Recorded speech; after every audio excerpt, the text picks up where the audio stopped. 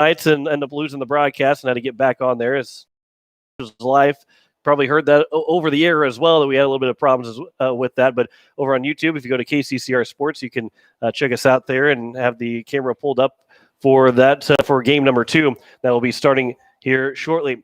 Want to remind you that you're listening to KCCR Pierre Riverfront Broadcasting Station. As I want to thank our sponsors here for Post-8 Baseball as we have the chance in between Game 1 and Game 2, as I can get my sheet out here. Bank West, Lightholt, McNeely, and Lightholt. Also, Associates, Sioux Nation, Olson Plumbing, Dakota Sprinkler. It will be AirTech, Wegner Auto, Agtegra of Highmore, GNN Construction, Lamb Motors, Missouri River Dentistry, and Pizza Ranch. Those sponsors for the 2020 baseball season. Of course, the all sports sponsors as well, getting in there as being one to you hear those commercials all throughout the evening on today's KCCR, especially when we have ESPN Talk, or just games in general, some college or professional games on the air, and thank those sponsors as well here for the 2020 baseball season. And it's great to have some baseball. We're still obviously trying to social distance around the ballpark, trying to stay as healthy as we can throughout the 2020 summer, and hopefully it leads to a great fall of full sports. Maybe we can try and get as we possibly can to try and have as many sports with as many fans in the stands or in the arena as we possibly can in 2020 and then 2021 as well. But of course, baseball kind of is leading the way here in South Dakota, and we're kind of seeing how things work out and how things can handle throughout the season, and maybe that will help sports be played in the fall of 2020. And that's the ultimate hope, is we have a full season here without any hiccups, and we get into a full fall season as well, as we'll have soccer, volleyball, football, all on our airwaves on today's KCCR and today's KCCR.com in the fall of 2020. So waiting on that lineup for Post 320 Stars. We're getting closer to game number 2 as well. Actually, I believe we might have the Post 320 Stars lineup, as it might have been just sent to me here, as we do have that lineup, as we get the net in the way of it. We'll go through that lineup here in just a little bit, so we'll step aside for 2 minutes. You're listening to Post-8 Baseball on today's KCCR and today's KCCR.com.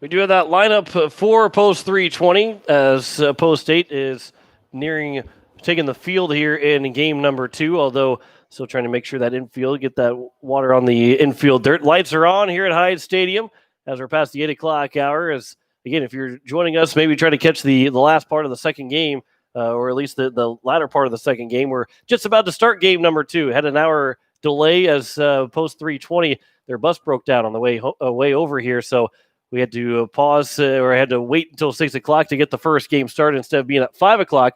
So now we will get the second game started just a little bit after 8, and Elliott Life will take the mound as Post State is taking the field here in game number 2. So Fort Rapid City Post 320 starts. Perfect timing to go through their lineup as they're just about to hit here in the top of the first inning. Gavin Dansby will lead things off playing center field again. JT Kostenbauer is also the shortstop for the second game. He's batting second. Wyatt Hunt will move to first base as he bats third. Tate Walker, he's a cleanup spot as he is playing left field. Garrett Grismer is the third baseman as he bats fifth. Logan Amerman batting sixth in the DH. Lane Darrow is the right fielder batting seventh. Peyton Ness is the catcher in game number 2 as he bats eighth. Gage Darrow is the second baseman as he will round out the order for the Post 320 Stars. Carson George is on the mound for game number 2 for the Post 320 Stars as he will look to try and knock off the 8s for the first time in 4 games. His counterpart, Elliott Life, the left-hander, his first action here in 2020 as he gets the start in the nightcap for the 8s. As we go defensively for Post 8 from left to right in the outfield, River Iverson, Matt Lusk, and Kobe Carr. Lincoln Keenels again at third base, Garrett Stout at short, Andrew Coverdale at second, and Andy Gordon at first. Cade Hinkle is behind the plate for game number 2, and they'll try and get through Elliott Life through a solid outing here in game number 2. Gavin Dansby will step to the plate to start off game number 2 for the Post 320 Stars. Dansby went 0 for 4 in game number 1 as he struck out in his final at-bat in the 6th, but he also flew out 3 different times to center field and twice to right field. First pitch is just inside for ball 1, and first pitch is at 8:10 here this evening. You can tell, even in sitting in the press box, that the really cooled off here this evening. Wind advisory is still in effect until 10 p.m. as it's now 2-0 to the center fielder, Gavin Dansby. Keenel's the third baseman playing at the edge of the infield grass in front of third base. Here's a 2-0 pitch upstairs, now 3-0. A little bit of butterflies for Life here throwing in the first time in 2020. Coach Nas talked in between games and a little bit of arm trouble. Did a good, nice rehab. The 3-0 pitch is taken for strike 1. Dansby threw his bat trying to get that ball 4 call. Doesn't go over so well with the home plate umpire or any umpire when you start to throw your bat before ball 4 has been called. The 3-1 pitch. Here's a fly ball down the right field line. Is it going to stay in play? Kobe Carr, he's going to go back and make the catch in fair territory. And the leadoff man is retired here in the top of the first in game number 2.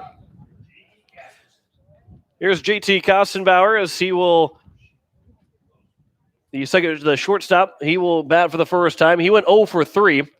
He walked in the top of the first, struck out looking in the top of the third, grounded out to the first baseman, and also flew out to right field as the first pitch is taken for ball 1. Life, the left-hander, will deliver to the left-handed swinging Kostenbauer and is fouled back, and the count is now even at 1-1. On deck is Wyatt Hunt.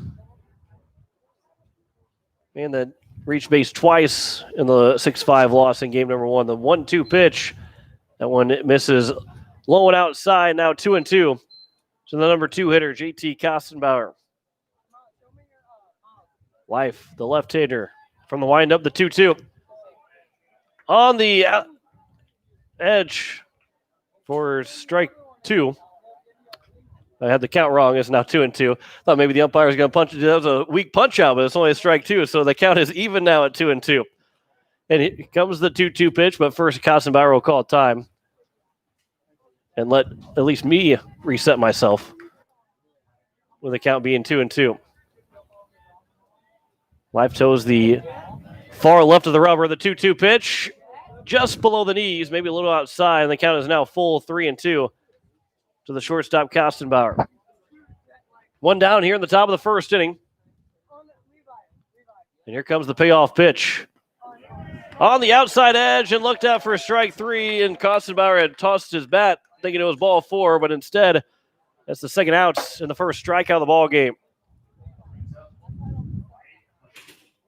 As that wind in total wind at 19 gusting to 32 going southeast right now. Here to start game number two. Still a little bit hearing that in the crowd mic if I get it turned up enough. Wyatt Hunt is hit on the first pitch in the shoe tops as he will head to the first base. That also doesn't feel very good. Not a whole lot of protection at the top of your shoe. Yeah, right on top of the toe, and he was able to jog it off down the first base line, and that'll bring in Tate Walker, the left fielder. Walker went 1 for 4 in the ball game and an RBI single in the third inning. Also reached on an air. Here's the first pitch. Line shot off the glove of Keenels. Stout will get over to it, but there's going to be no play. And we have 2 men on with 2 out here in the top of the first inning. And they're going to give Keenels the air over at third base. And so it's now first and second with 2 down. Here in the top of the first, Garrett Grismer, the third baseman, will step into the plate for the first time. He went 0 for 2 with 2 walks in the top of the first, or excuse me, in that first game. We play here in the top of the first. It's 1-0 the count to Grismer. First and second with 2 down. There's a swing and a miss, and it's now 1-1. Post State has the near same lineup as they did in game number 1. The only difference is Kobe Carr's in right field. Jack Van Camp is not in the lineup for game number 2. The 1-1 is low, 2-1. Everybody in their same positions as well. Elliott Life, the starting pitcher, looking to get out of a 2-out hit by pitch and also a 2-out air. 2-1 pitch. Now 3-1. On deck is Logan Amerman, the DH, here in game number 2. As he does not want to load the bases here in the top of the first inning. Since the second inning of game number 1, as a 3-1 is missed low, and now it's a 2-out walk. And now the bases are loaded with 2 down. Since the bottom of the second, after the bottom of the second inning, Post 320 has outscored Post State 5-0. Although Post State had those 6 runs in the bottom of the second to preserve the win in game number 1. First pitch to the DH, Logan Amerman is outside 1-0. Nowhere to put Amerman. Going to go right after him with 2 down here in the top of the first. Here is the 1-0 pitch. That one also outside, now 2-0. And a good hitter's count here with the bases loaded and 2 down for the DH. Lane Darrow is on deck. The 2-0. There's one on the outside edge, now 2-1.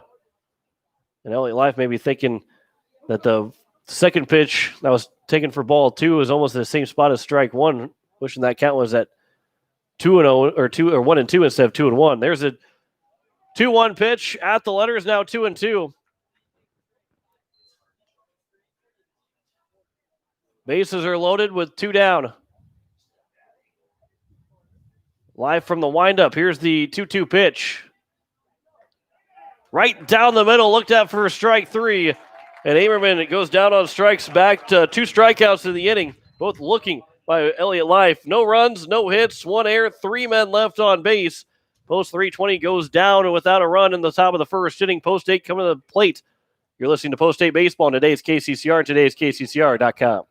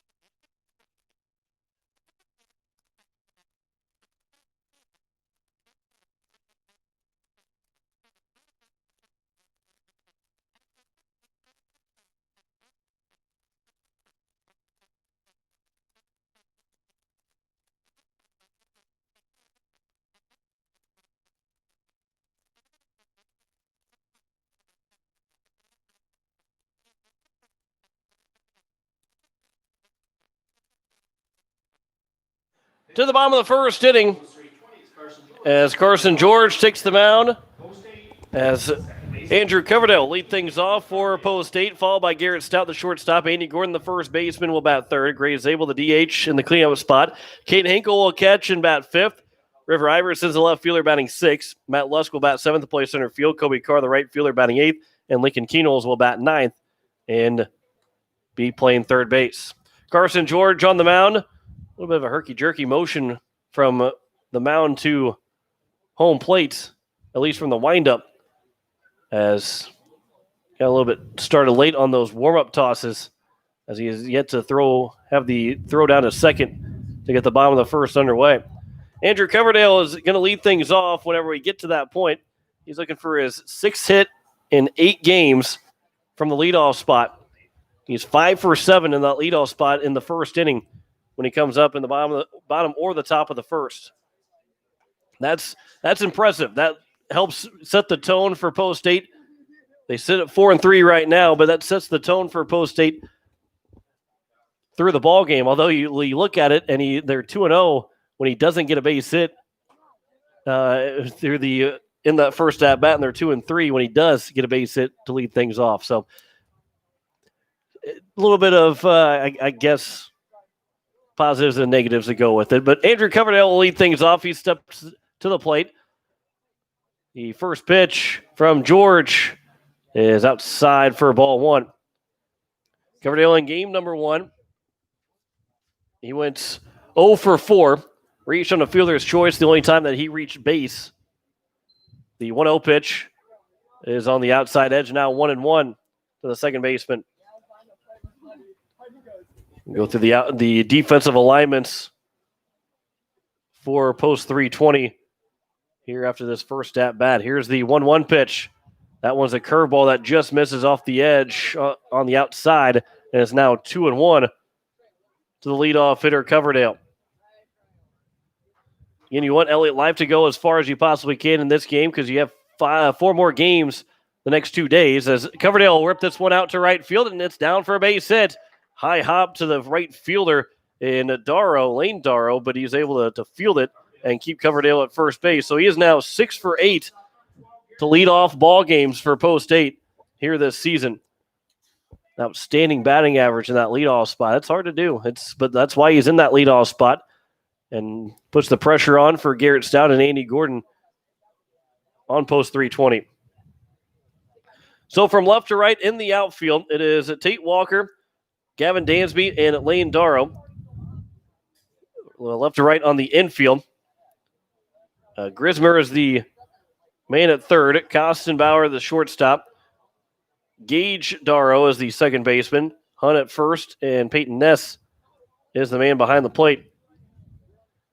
As Carson George, in his first man he faces, gives up a base hit. First pitch to Garrett Stout is outside for ball 1. Stout went 2 for 3 in game number 1. Base hit and scored in the second. And a base hit in the fourth inning as well.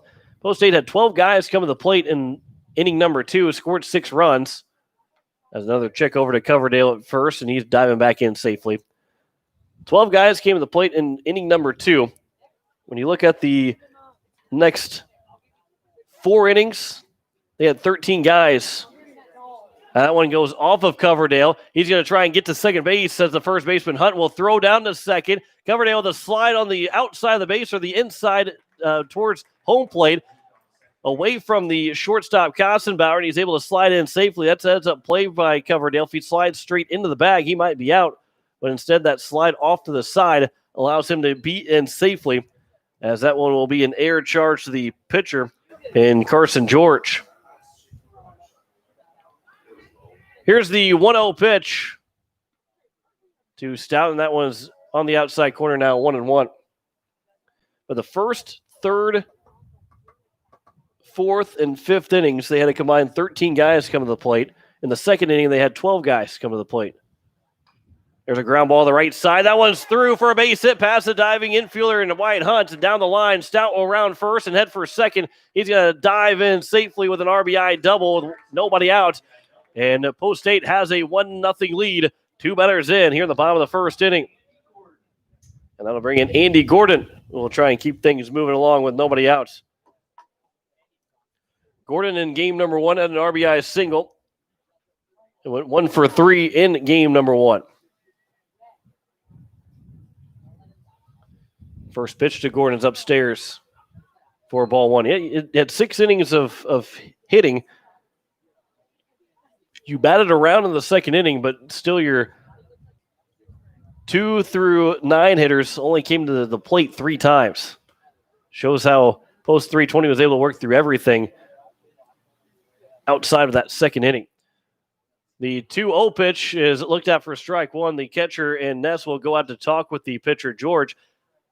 Most likely with maybe a little bit of mix-up of signs. Maybe he thinks that Stout has picked up on what sign they're going with and has been able to relay it to Gordon.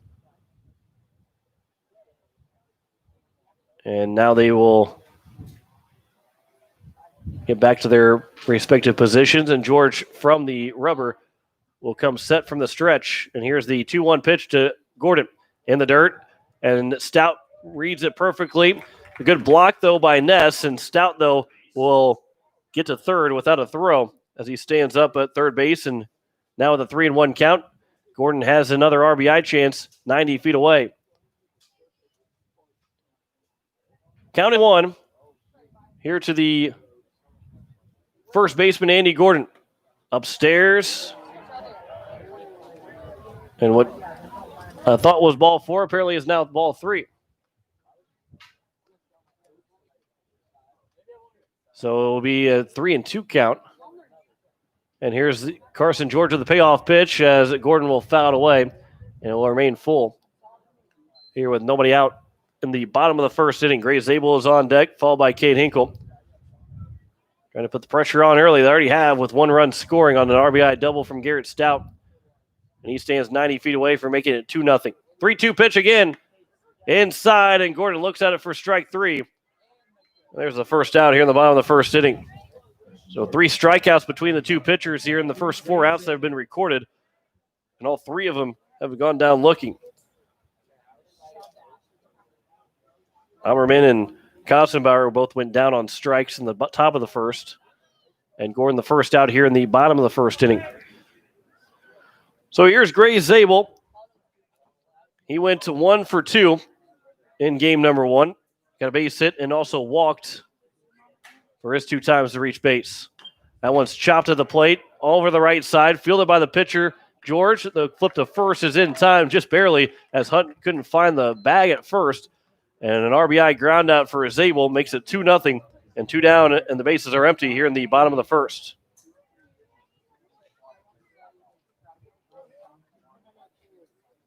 Here is Cade Hinkle, the catcher for game number 2. Catcher, I will say, just the catcher for post 8. First pitch is taken for strike 1. He went 2 for 3 with 2 RBIs in the ball game. He had an RBI, 2 base hits in the second inning, driving in 2 runs on, or driving a run in each of those hits. The 0-1 pitch. That one's outside now, 1-1. So Hinkle came to bat twice in the second inning and only came back up to bat just once the rest of the ball game. The 1-1 is low and inside now, 2-1.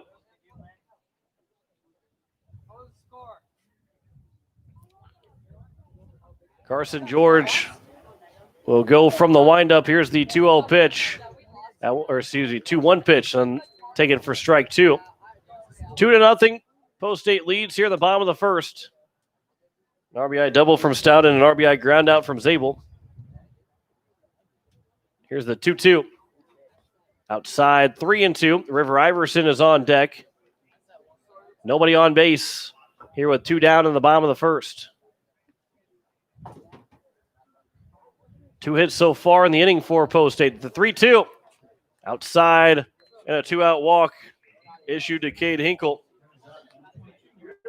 And here is River Iverson, the left fielder here in game number 2. Iverson in game 1 went 1 for 3, had a bunt base hit. Got the second on an air and came around to score the 3rd run of the ball game for Pierre. Hinkle will lead away from first. George will come set. He'll take off for second. The throw to second after strike one. Hinkle will dive in safely. He's got himself a stolen base. And Iverson down 0-1 in the count to Carson George. Still shading for that a lot of room down the left field line. Here's the 0-1 pitch. That one is low, now 1-1. Really taking away that left center field gap with the left fielder Walker. He's now moving his way a little bit farther to the left field line, but still giving a lot of room. Here comes the 1-1 to Iverson. Upstairs, 2-1. Again, I remind you that tomorrow night we'll have another doubleheader starting at 5 o'clock as Aberdeen Smitties will be in town. First time to see them in a couple of years. Did not play them at all last year. 2-1 pitch at the letters for strike two. As 2-2. We'll quickly turn around and see them on Sunday again after playing Sioux Falls West on Thursday. So a chance to play the Smitties 4 games in a span of 5 days. Here's a 2-2. Iverson will chop it foul down the third base line. It'll remain at 2-2. And just stays in foul territory, but Walker will glide over anyway to grab the foul ball. So 5 o'clock start tomorrow night. A 4 o'clock start on Thursday. Both those doubleheaders you can listen to right here on today's KCCR and today's KCCR.com. 2-2 pitch. Inside 3-2. George doesn't get the call, and Iverson now a base hitter ball forward to move things along to Matt Lusk, who stands on deck. Here's the 3-2. Upstairs, and another 2-out walk issued. Back-to-back walks issued from Carson George to Cade Hinkle and River Iverson. Hinkle takes third base on the throw. The throw to second, or the throw back to the mound. Hinkle took third base. And so that was first and third with 2 down.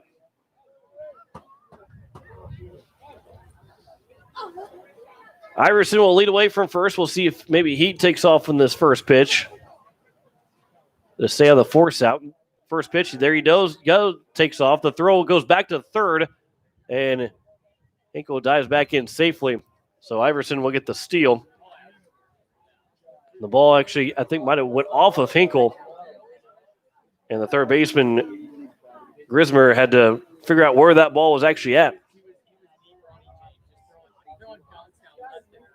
It was a strike to Matt Lusk, so it's 0-1 to the center fielder. He reached on an error and got was hit by a pitch for the 2 times that he reached base. Here's the 0-1 pitch. That one is looked out for a strike 2 and is now 0-2 to the center fielder. He's going to battle in. Oh, 1-1 to the count. From the windup for Carson George, here's the 1-1 pitch. Upstairs now 2-1.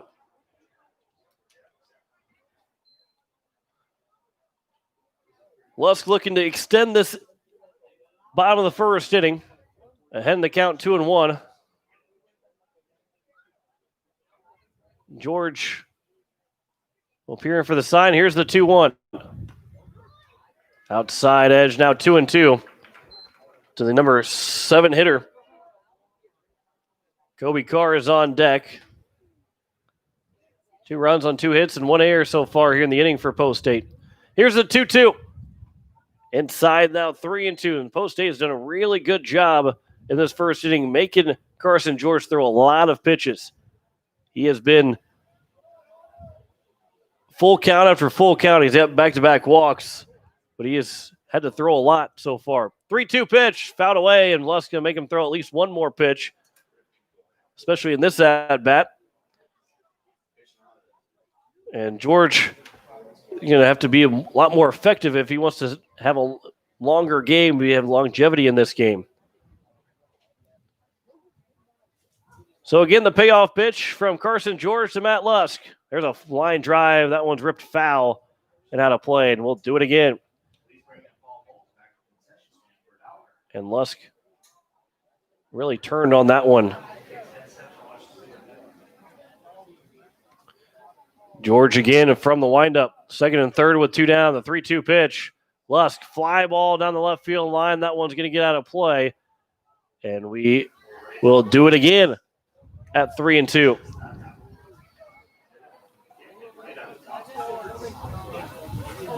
.324 down the left field line, as well as the right field line. 378 in right center. 383 out in left center.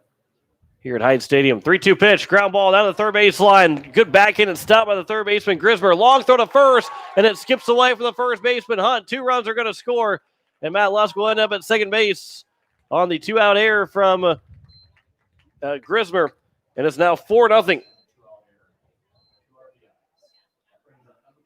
And that'll extend the inning again to Kobe Carr.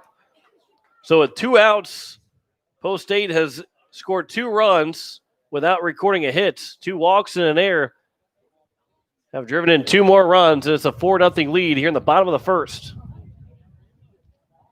And Carson George continues to labor here in the first inning.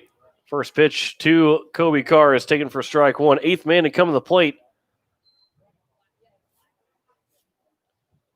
And even with 2 outs, even with the 2 guys that George has gotten out, Gordon, I believe, took the count to a 3-2 count. That one's popped up by Carr, the left side. Coming over to it is Walker. He'll have to come in on it. He'll make the catch, and that will retire the side here in the bottom of the first inning. 4 runs will score on just 2 hits, 2 errors in the inning, and 1 man left on base. We have played 1 complete. Post State has taken advantage of the mistakes by Post 320 so far. They lead the Stars 4-0. You're listening to Post State Baseball on today's KCCR and today's KCCR.com.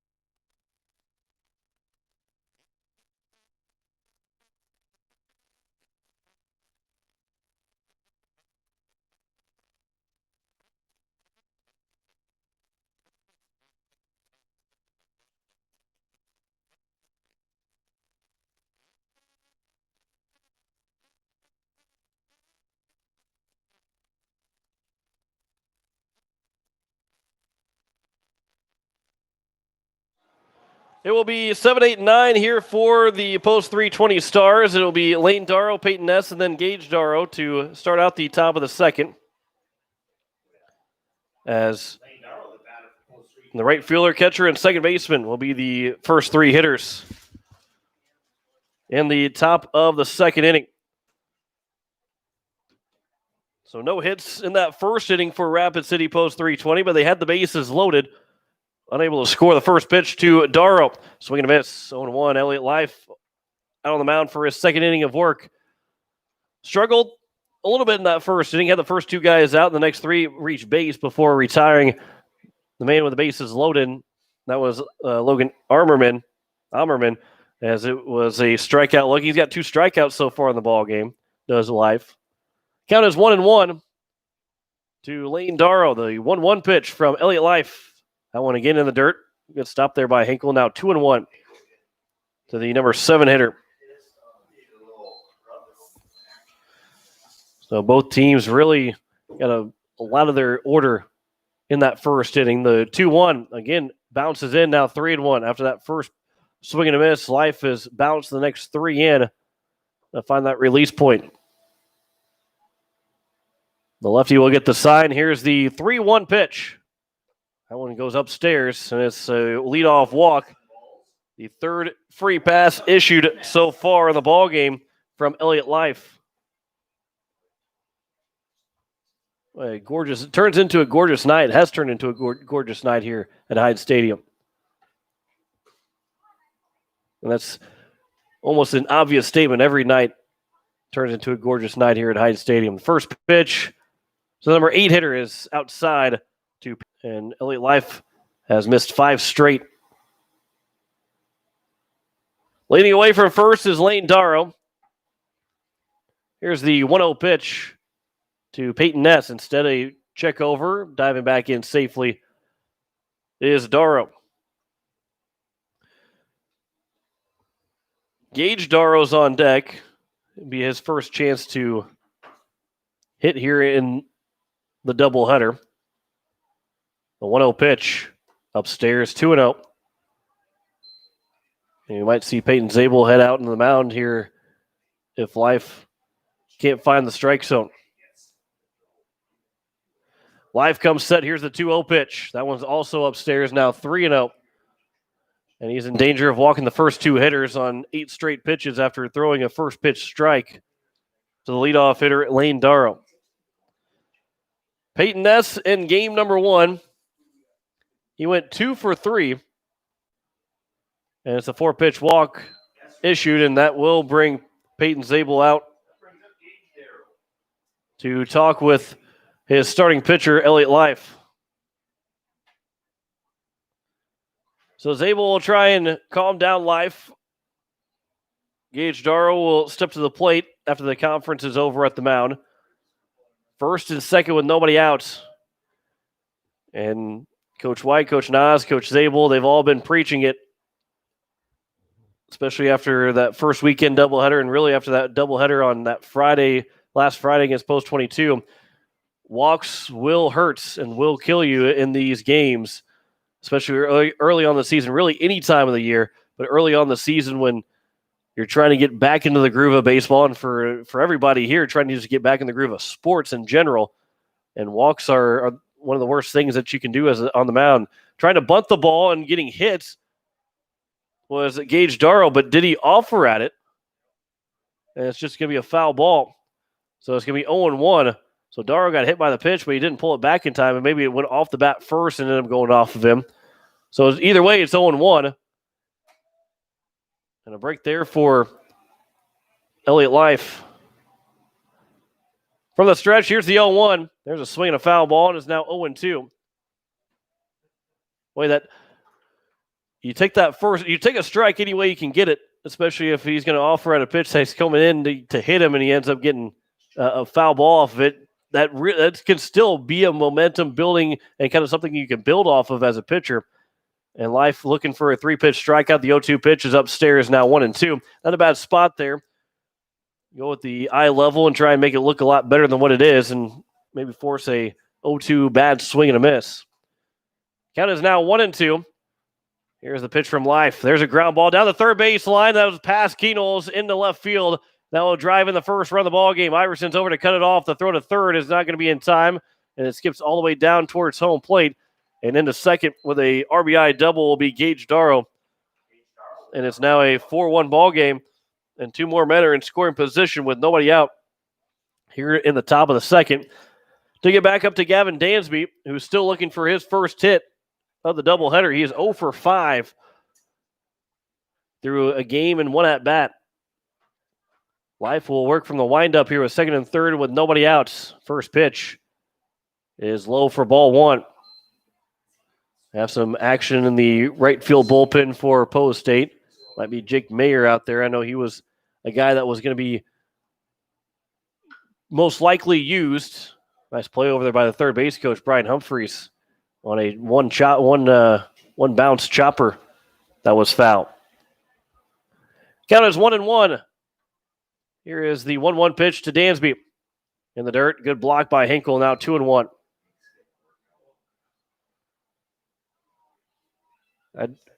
I won't be surprised if Hinkle catches all 6 games, but I also won't be surprised if he at least gets one of those 6 games off in the next 3 days. 2-1 pitch. That one's also in the dirt. Just scoots away from Hinkle, but not far enough. It's now 3-1. Although Hinkle does not like to not be the catcher. Here's the 3-1 pitch from Elliott Life to Gavin Dansby. Chopped at the plate, and it's foul. Little heads-up play by Hinkle as he grabbed it and quickly tagged out Dansby just to make sure that if it was fair, that Dansby was going to be out. So now the count is full. The leadoff hitter in the order to Gavin Dansby. Here's the payoff pitch from Elliott Life. Inside and walks him. Now the bases are loaded with nobody out here in the top of the second. And that'll bring Coach White out on the mound, and that's going to do it for Elliott Life as he goes just one inning. We'll step aside for a minute. We'll come back and tell you what the changes are. You're listening to Post-State Baseball. Today's KCCR and today's KCCR.com.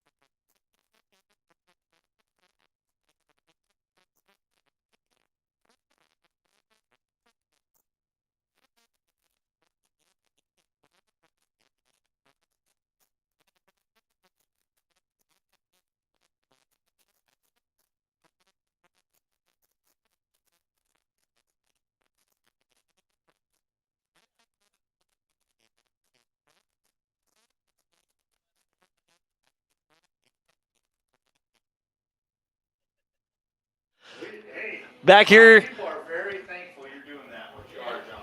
top of the second, as Jake Mayer will come to the mound as he will take over for Elliott Life. He lasted just one inning, gave up one hit, 5 walks, and 2 strikeouts.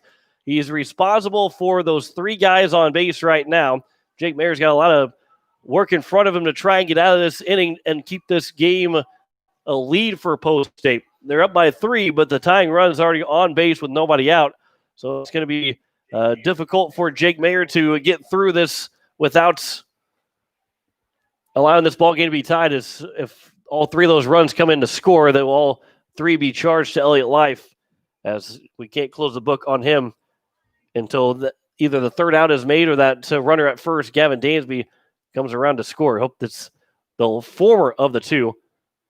We get that third out before he comes around to score. First pitch popped up on the right side. Andy Gordon will play it. Infield fly rule would be in effect if it lands fair. Gordon will make the catch. It was going to land foul, so that's a great catch there by Gordon. Otherwise, it was going to be just another chance for Kostenbauer, but he pops out on the first pitch that he sees to Jake Mayer. That's going to be good for Jake Mayer. First chance for him here in 2020.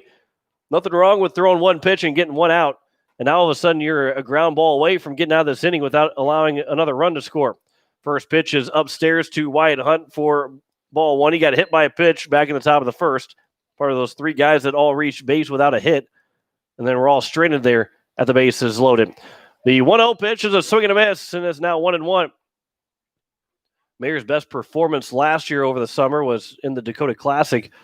Came in after Stout threw just a couple of innings. I believe it was just 2 innings that he threw. There's a line shot underneath the glove of Stout and into center field for a base hit. 1 run will score. Another run will try and come in to score. The throw of the plate. It's in time from Matt Lusk, and they got him down at home. It's a 4-2 ball game, and that's a big second out as Matt Lusk fires it all the way home to get Gage Darrow out. And there's 2 down here at the top of the second inning. An RBI single for Wyatt Hunt.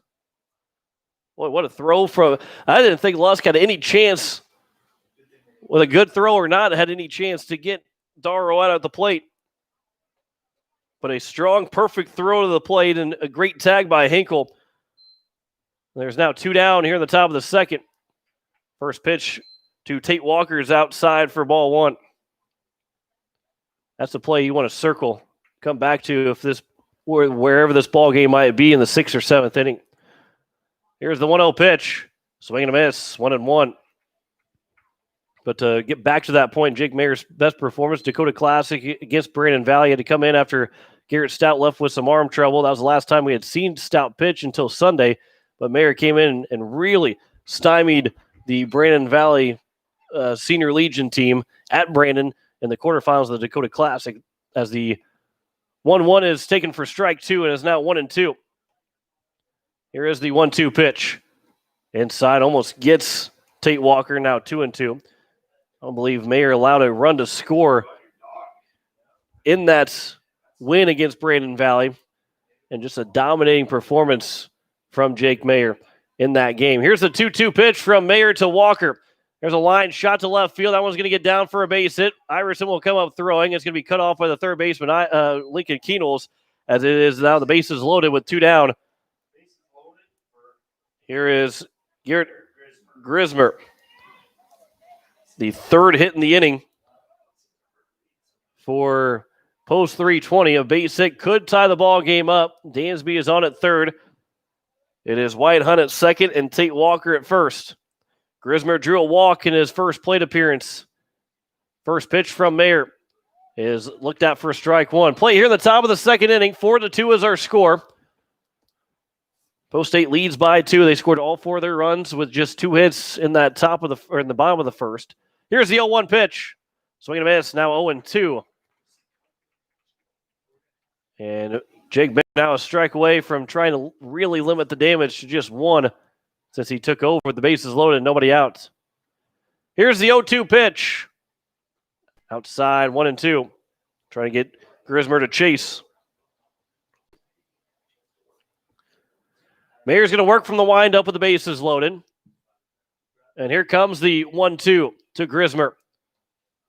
Just a bit upstairs. Now 2-2. Grismer thought about it. Able to hold up in time and even the count at 2-2. And here comes the 2-2 pitch for the right-hander Jake Mayer to Garrett Grismer. Swing and a miss. He gets him down on strikes. And that will retire the side in the second. 2 runs will score on 3 hits in the inning. It was no errors and 3 men left on base for the second straight inning. We have played an inning and a half.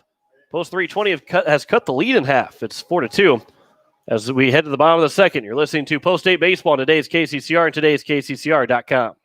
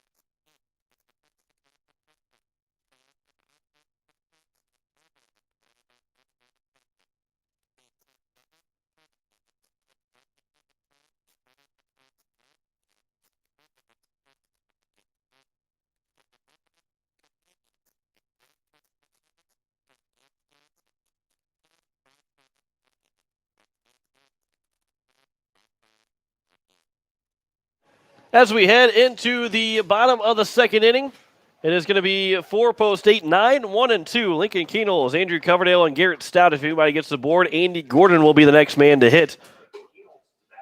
Keenels got his first hit as a Senior Legion member. A 2 RBI double.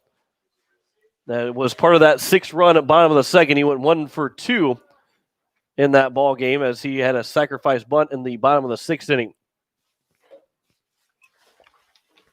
Carson George on for a second inning of work. The first pitch to Keenels. That one's ripped out towards right field. Going over to is the right fielder, and he will make the catch on the run is Lane Darrow. And 1 pitch and 1 out to open up the bottom of the second. So we're nearing that 1 hour mark. We're already almost 45 minutes into this ball game. We're just in the bottom of the second. So sit tight. We're going to have ourselves a late evening here at Hyde Stadium. First pitch to Coverdale. He'll swing at that one, and that one will be driven out towards center field. Going back on his Dansby, still going back, and he'll make the catch on the run. 2 pitches and 2 outs. And I would think Coach White will probably want Garrett Stout, and Garrett Stout probably knows it too, to take at least one pitch. No need for a 3-pitch inning for Carson George, who really labored in that first inning, and he is one pitch away from getting out of the bottom of the second. First pitch to Stout. He will take it, and it will be strike one. And as a pitcher, when you know that you've gotten 2 outs on 2 pitches, most of that time, that third pitch is a meatball, just trying to maybe see if they will get themselves out. The 0-1, that one's chopped foul, and it's now 0-2. Don't see it very often. Very rarely does a pitcher have a 3-pitch inning. But Carson George working on a 5-pitch inning right now, has an 0-2 count on Garrett Stout, who doubled in the first run of the ball game. 0-2 pitch upstairs, and it's now 1-2. Coverdale and Stout both led off the game with a single and a double that drove in Andrew Coverdale for that 4-run first inning. They lead 4-2 here in the bottom of the second. 1-2 pitch. That one's popped straight up, and it's going to get out of play. And we'll see where it lands. It lands on top of the press box, and it's now 1-2. Still 1-2. And again, you can check us out on our KCCR Sports YouTube channel as well. Broadcasting over there. See beautiful Hyde Stadium as the lights start to become a little bit brighter as the sun sets. 1-2 pitch is outside, and it's now 2-2 to the shortstop.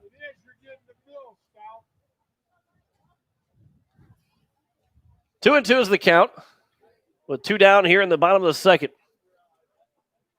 The wind has considerably died down from where it was in the first inning. It's still not very light, but it's really died down since the first game of the doubleheader. 2-2 pitch will be fouled away, and we'll do it again. Four runs and 2 hits and 1 error so far for Post 8. 2 runs, 4 hits, and 2 errors for Post 320. The 2-2. Stout to the left side. That's a base hit. No one's over there on the shortstop side as Constantbauer is playing straight up the middle on Stout, and he goes the other way with it, and it's an easy base hit. As Stout is now 2 for 2 with a double and a single. That'll bring in Andy Gordon, the first baseman, 0 for 1. Struck out looking back in the bottom of the first inning. Stout will lead away from first. Always gets a healthy lead. As George will deliver the first pitch. Gordon will ground to the third baseman. Bobbled by the third baseman and Grismer. The throw to first is not in time. Stout will get over the third base. Great hustle there by Stout to just round second and head for a third. And the error is going to be charged to Grismer. The third error of the ball game. Now by Post 320. And if you're Post 8, you lead by 2 right now. So no matter what, you'll head to the third inning with a lead, but you want to take advantage of that error and make it hurt. Maybe put those 2 runs back up on the board as Gray Zabel, who had an RBI ground out in his first at-bat, comes to the plate here in the bottom of the second. 2 down here in the second inning. First pitch to Zabel. At the letters for strike 1. Gordon is on at first, Stout at third. And again, Stout took off on the ground ball with 2 outs. He routed second and headed straight for third. Whether it was going to be safe or out, he was hustling on his way to third and had no play over at third base by the time the first baseman, Hunt, had scooped the ball up, but Gordon was already safe on the air. Pickoff attempt, and diving back in safely is Gordon at first base.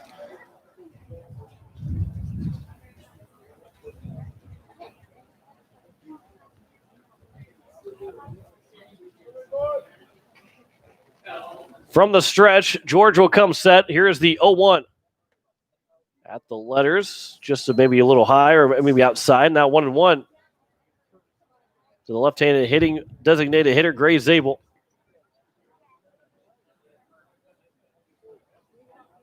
As Zabel got into the box, he goes back out to let Coach White run through the signs. And with 2 outs, it's either nothing or they're going to try to have Andy Gordon steal. George will check the runner at first. Now the throw over to first and diving back in safely again is Gordon. Stout inching just a little bit towards home plate. That ball scoots away at all. He's going to come in to score that 5th run. So here's the 1-1 again. Zabel rips it to left field. That one's going to get down for a base hit, and he's got his second run batted into the ball game. He's now 1 for 2, and it's a 5-2 lead for Post State. Boy, oh boy, does Zabel really love going the other way, and has really kind of put that into his arsenal for this season.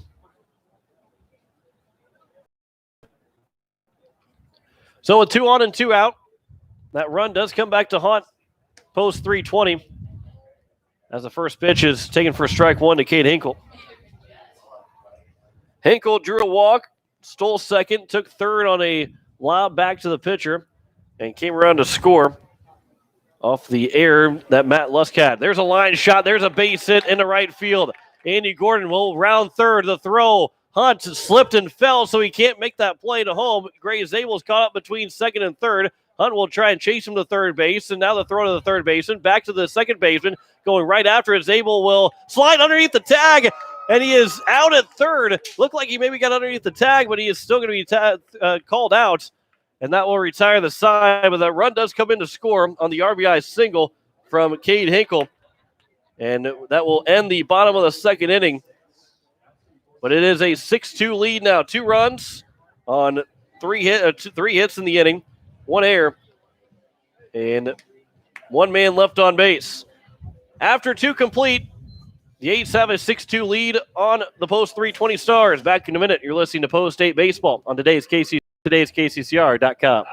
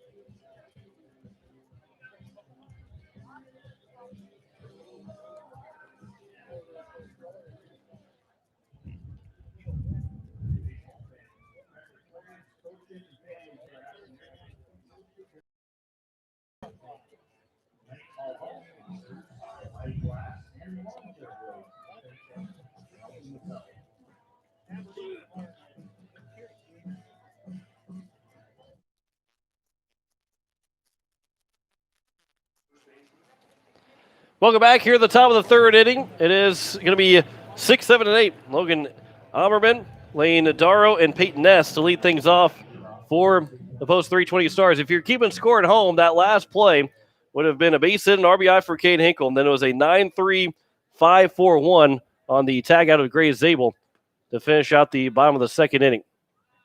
First pitch is outside to Ammerman, the designated hitter. Struck out looking back to end the top of the first inning. Jake Mayer into his second inning of work. That one's popped up on the infield. Who's going to take charge of it? Garrett Stout will call for it, and he'll make the catch for the first out. That was right behind the mound, and three of the 4 infielders came in there, and Stout, the shortstop, will take charge and retire the first man here at the top of the third. Lane Darrow drew a walk, came around to score the first run for Post 320 that he led off the top of the second. Around to score. First pitch is a swing and a miss, and it's 0-1 to the right fielder. Mayer from the windup, the 0-1 pitch is outside 1-1. What you love about some of these Post State pitchers is the opportunity to work quickly and like to have a full rhythm. The 1-1 pitch is just a little bit low now, 2-1. Zabel and Stout are the 2 best at finding a rhythm and working quickly. The 2-1 pitch. That one's popped up on the right side. Gordon trying to give chase. Is he going to run out of room? And he does.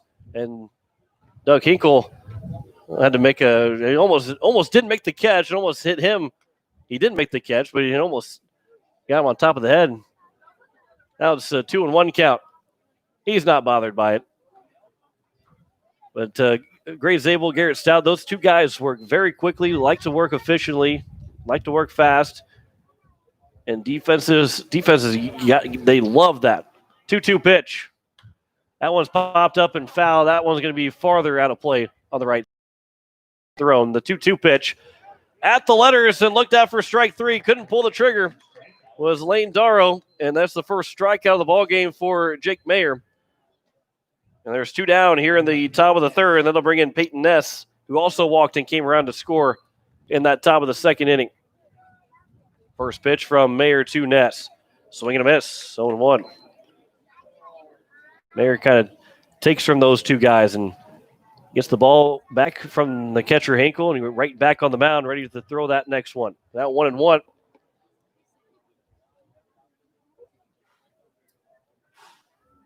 Mayer will deliver the 1-1 pitch to Peyton Ness. Low and away, 2-1.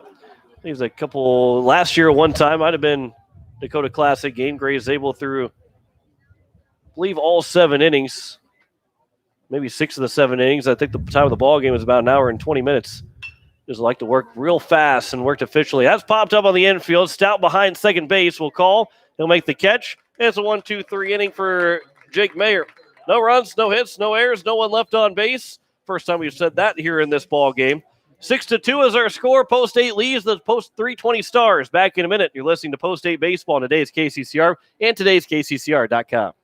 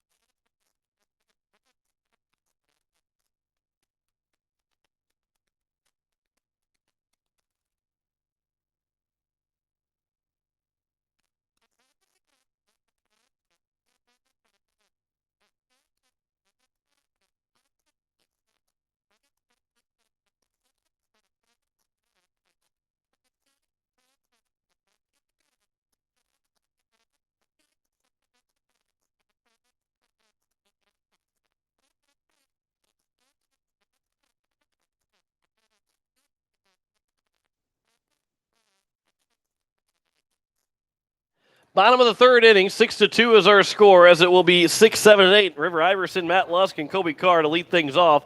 If anybody gets on base, it'll be Lincoln Keenels to come to the plates. As I believe we have a new man on the mound. Unless it is still Carson George. It is still George out throwing for the Post 320 Stars. So in steps River Iverson. He drew a walk in his first at-bat, stole second, and came around to score for that 4-run first inning, or that 2-out rally that got 2 more runs to score for Post 8. George delivers the first pitch. There's a bunt down the third base line, a barehanded by Grismer, not in time, and Iverson is at first. He goes head over heels, getting over the bag at first base, and it's leadoff single for River Iverson. Coach Steele said he was going to still be listening, and Coach, there's another infield single from River Iverson. The speed that Iverson has. He just, I don't know, I think sometimes he does that just so I can talk about how good his speed is. Pickoff attempt, back in safely is Iverson. He's the man that got the game-winning walk-off infield single on Sunday. That gave Post 8 the 7-6 win over the Post 22 Hard Hats. First pitch to Matt Lusk is taken for strike one. Lusk reached on an error by the third baseman Grismer in the first inning. Ended up getting stranded at second base to end that first. 0-1's the count. Here's the 0-1. Ground ball to the third baseman, Grismer. The throw to second, not in time. Actually, it was in time, but the shortstop was off the bag and did not get back onto second before throwing to first. So it's going to be a 5-4-3 putout on Matt Lusk, and there's one down. That's another interesting one for the stat book there, that you got to go with a 5-4-3 putout. First pitch will be taken for strike one to Kobe Carr.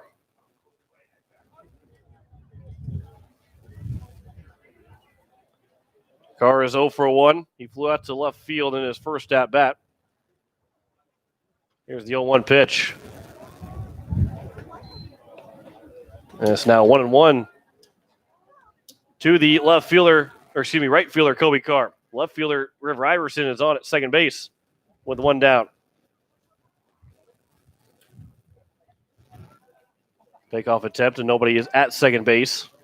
So Iverson will scamper back in.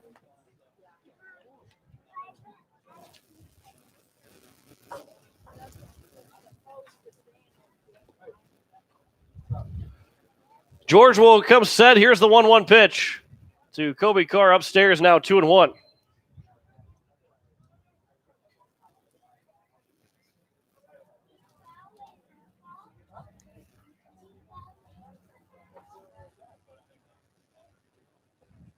Carr looking for his first hit here as he did not start in game number 1. He's the lone switch in the lineup in game number 2. The 2-1 is upstairs now 3-1. Lincoln Keenels is on deck here with one down in the bottom of the third inning. And a 6-2 lead for Post State. Iverson on at second, looking to be that 7th run to come in to score. Post State has gotten 6 runs in the first 2 innings in both games so far. 3-1 is taken for strike 2 on the off-speed pitch. Carr didn't pull the trigger. Now it's a full count. Here's the number 8 hitter, Kobe Carr. I want to remind you that you're listening to KCCR Pierre Riverfront Broadcasting Station. Iverson will steal a throw. It's not going to be in time. It was a strikeout, and Carr took off for first, maybe thinking that it hit the ground, but it did not. So there's now 2 down, and Iverson is over at third base. And it's up to Lincoln Keenels to drive in that run from third. Keenels 0 for 1. He flew out to right field in his first at-bat.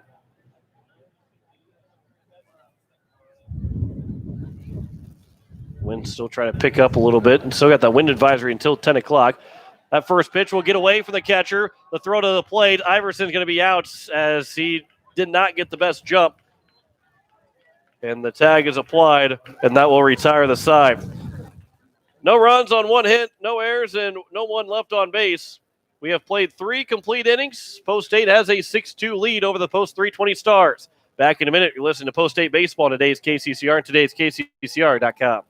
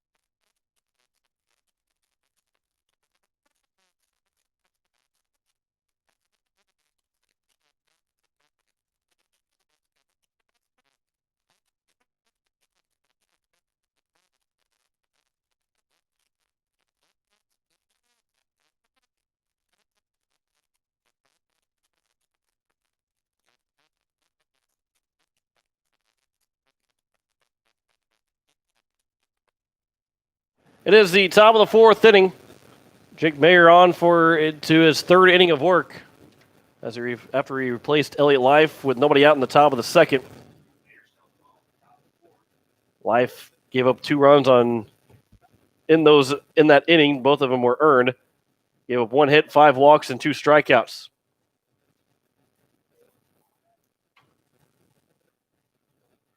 As a 6-2 into the top of the 4th inning. Gage Darrow will lead things off, the number 9 hitter. As the first pitch is fouled back in its own 1.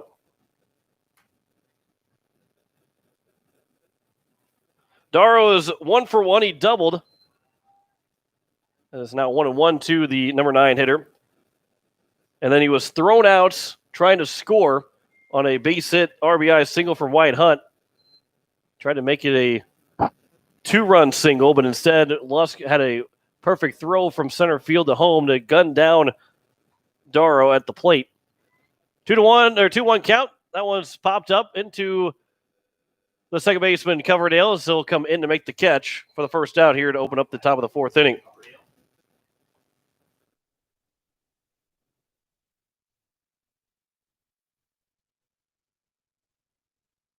And that'll bring in the top of the order, Gavin Dansby, as he will hit here with 1 out. First pitch is fouled back. And it's 0-1.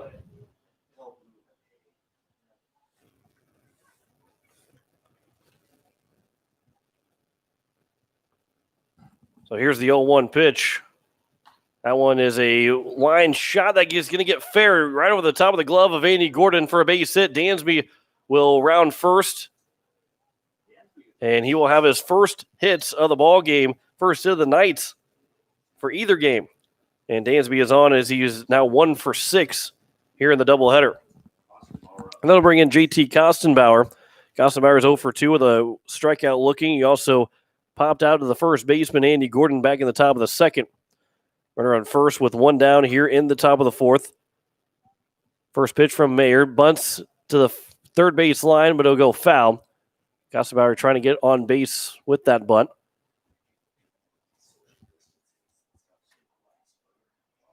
And it is now 0-1 to the number 2 hitter in the order, JT Kostenbauer.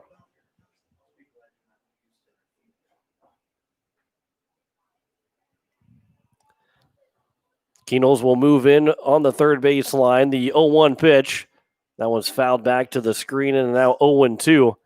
Here's the number 2 hitter, Kostenbauer. 2 games tomorrow nights, both of them right here at Stadium, starting at 5 o'clock as they take on the Aberdeen Smitties. Just put another doubleheader as it'll be Sioux Falls West.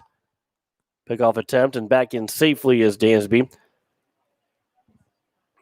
On Thursday, it'll be Sioux Falls West with a 4 o'clock start time for that doubleheader. All 4 games can be heard right here on today's KCCR, today's KCCR.com. The 0-2 pitch.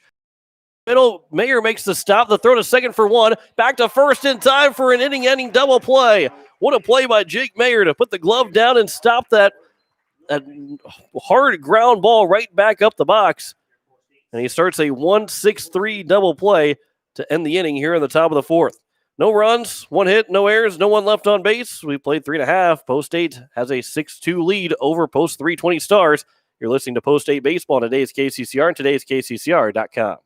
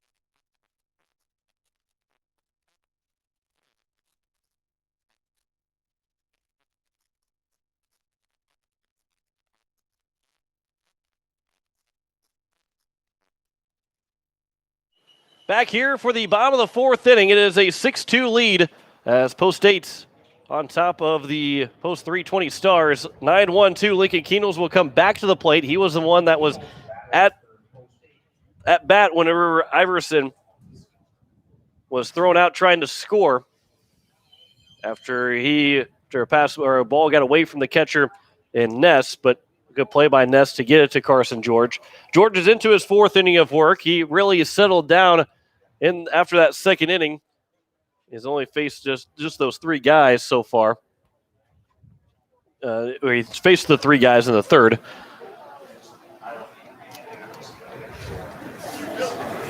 So we want to remind you that as that one, the first pitch, Keenels will line into center field. Dansby will go back, and he will drop the ball out in center field. Keenels running hard out of the box. He's going to get to second base. on the leadoff error by the center fielder, Dansby. And that puts him in scoring position, the fourth error of the ball game by Rapid City Post 320. For those of you that could potentially be listening in Ziebach County right now, you have a severe thunderstorm warning that's out until 10:15 p.m. Central Time. So another 56 minutes from now. First pitch is taken for ball one, just a little bit outside, maybe a little bit high, as 1-0. Andrew Coverdale is up to the plate. Zach Nelson could potentially be overtaking the KCCR studio for some severe weather coverage, as that one will be inside now, 2-0, and we might have a little bit of an argument. And for the coach for Post 320, he is not too happy, and he is going to be ejected from the ball game. And that will be it for Brian Humphreys, as he has been ejected and arguing balls and strikes. And he is very upset with the home plate umpire. So as we apologize if you did hear that on the radio, as there nobody out. First runner on second, Lincoln Keenels. And Coach Humphreys will have to head out of the ballpark as he has been ejected by the home plate umpire. So Andrew Coverdale has a 2-0 count on him. And Humphreys, as he walks behind home plate, will at least give a little bit more 2 cents to the home plate umpire. But again, if Zach Nelson, the news director, if he is on his way to the station right now, if he can send me a text on what his plan is so we can be according to what he is going to do. We have the live stream of KCCR Sports on YouTube that you can watch if he does overtake the KCCR, today's KCCR station, as he might go through all three stations. So we'll wait to potentially hear what his plan is of attack for this severe thunderstorm warning that's out in Ziebach County, outside of the immediate Fort Pierre area, as the 2-0 pitch is looked at strike one. Oh boy, that's out by Faith. If you're near the Faith area, I would say I'm going to put the call out for you, as what Zach likes to say. Meade Perkins and Ziebach has that severe thunderstorm warning. 2-1 pitch. That one will get off the umpire, but it stays behind Ness, and over to third base is Lincoln Keenels. And there's now a runner on third with nobody out. It's a 3-1 count. We can go through some of the details of that severe thunderstorm warning for northwestern Ziebach County until 9:15 Mountain Time, as the 3-1 pitch to Andrew Coverdale. That one's flown out to center field, as it's going to be Dansby that goes back to make the catch. Dansby to go back to make the catch, but it's going to be a sac fly RBI for Andrew Coverdale. The air comes back to haunt Post 320, and there's one down on the RBI sac fly from Andrew Coverdale, and that'll bring in Garrett Stout. So at 9:15 Central Time, severe thunderstorm is located 7 miles southeast of Opal, or 18 miles southwest of Faith, moving northeast at 45 miles an hour with 60-mile-an-hour wind gusts and half-dollar-size hail. And it'll be near Durkee Lake around 8:35 Mountain Time, Faith around 8:40, Arrowhead Buttes around 8:50, and Iron Lightning around 9 o'clock, all Mountain Time. As the first pitch is missed for ball one to Garrett Stout. So again, that's a severe thunderstorm warning out for Ziebach County in our listening areas, for Meade, Perkins, and Ziebach County. It's out for another 52 minutes. Now 2-0 the count to Garrett Stout. He is 2 for 2 with an RBI double back in the first inning. And again, if news director Zach Nelson, if he's on his way to the station, obviously don't text and drive. You can once you get to the station, just let me know what the plan might be for the severe thunderstorm warning that's out in Ziebach County. 3-0 the count to Garrett Stout with one down. 7-2 is our score. The 3-0 is over for strike one. And it's now 3-1. Brian Humphreys has been ejected, the head coach of the Post 320 Stars, for arguing balls and strikes. Usually don't last too long if you're going to argue. And some of the things that he said that here up here, and hopefully didn't go over the air, as it's now 3-2, is not something that you like to hear be said, especially after he was already been ejected. Full count to Garrett Stout with one down here in the bottom of the fourth inning. Instead, Carson George will step off the mound and reset.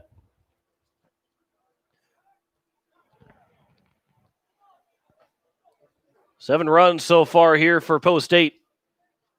They've scored it with 4 different Post 320 errors as well. The 3-2 pitch. That one's chopped foul down the first base line, and it remains at 3-2. Here with one down in the bottom of the fourth inning.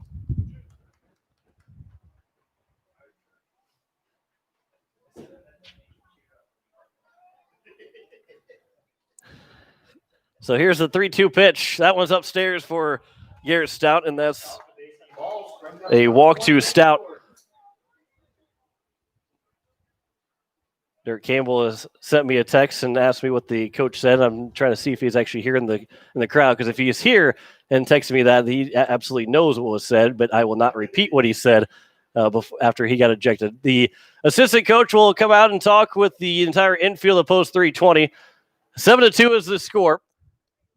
With one down here in the bottom of the fourth inning, Stout is on at first. Andy Gordon's going to come to the plate. And again, if you are in the Ziebach County, there's a severe thunderstorm warning out until 10:15 Central Time. If you're in that Faith area, be on the lookout, because that storm is headed your way right now. As that was located at 8:15 Mountain Time, 7 miles southeast of Opal, or 18 miles southwest of Faith, moving northeast at 45 miles an hour. It'll be around Faith at 8:40 Mountain Time, so here in about 14 minutes.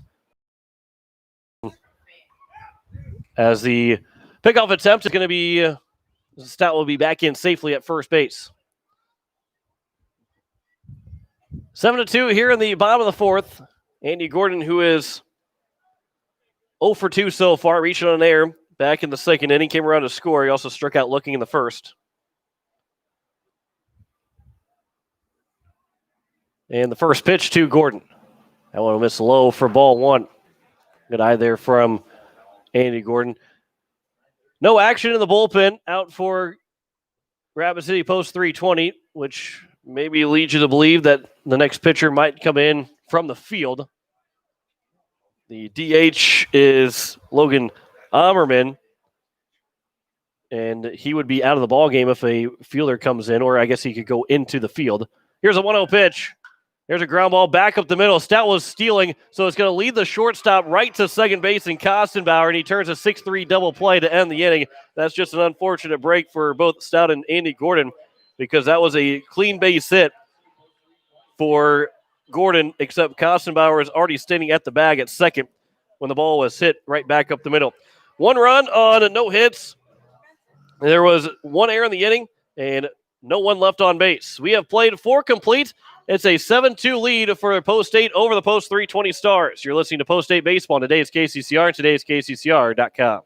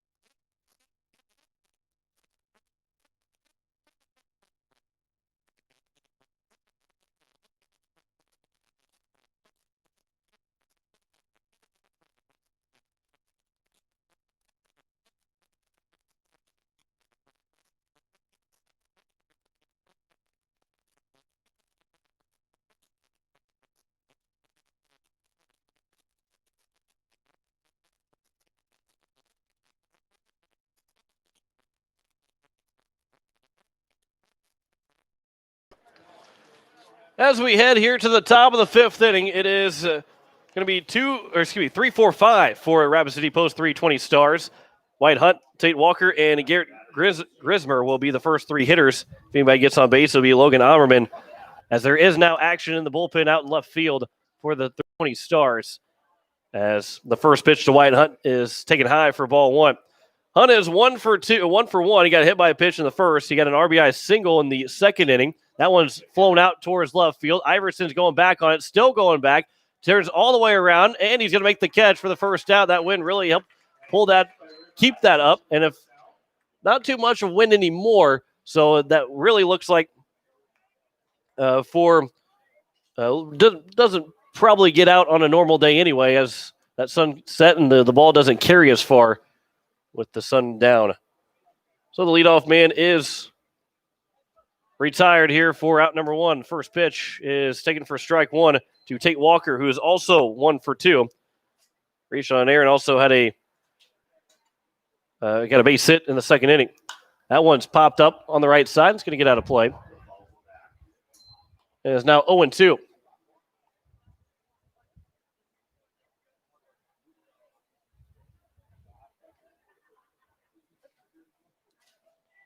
So the 0-2 count, and a swing and a miss, and Mayer gets a strikeout of Tate Walker. There's 2 down here in the top of the fifth.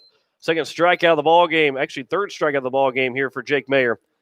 And there's 2 down. Then to bring in Garrett Grismer. Grismer is 0 for 1. Walked and struck out. He was the first strikeout victim for Jake Mayer. First pitch, line shot down the right field line. Is it going to stay fair? And it will go foul for a long strike one. 0-1's the count to Grismer. In 2 games so far for the DH, he is 0 for 3. He has walked 3 different times in his 6 plate appearances. The 0-1 pitch, grounded down the first base line. Gordon will sit on it, and he'll take it to the bag himself, and that will retire the side in order. 1-2-3 inning. 7-2 is our score. Post 8's leading the Post 320 Stars after 4.5 innings. You're listening to Post 8 Baseball on today's KCCR, today's KCCR.com.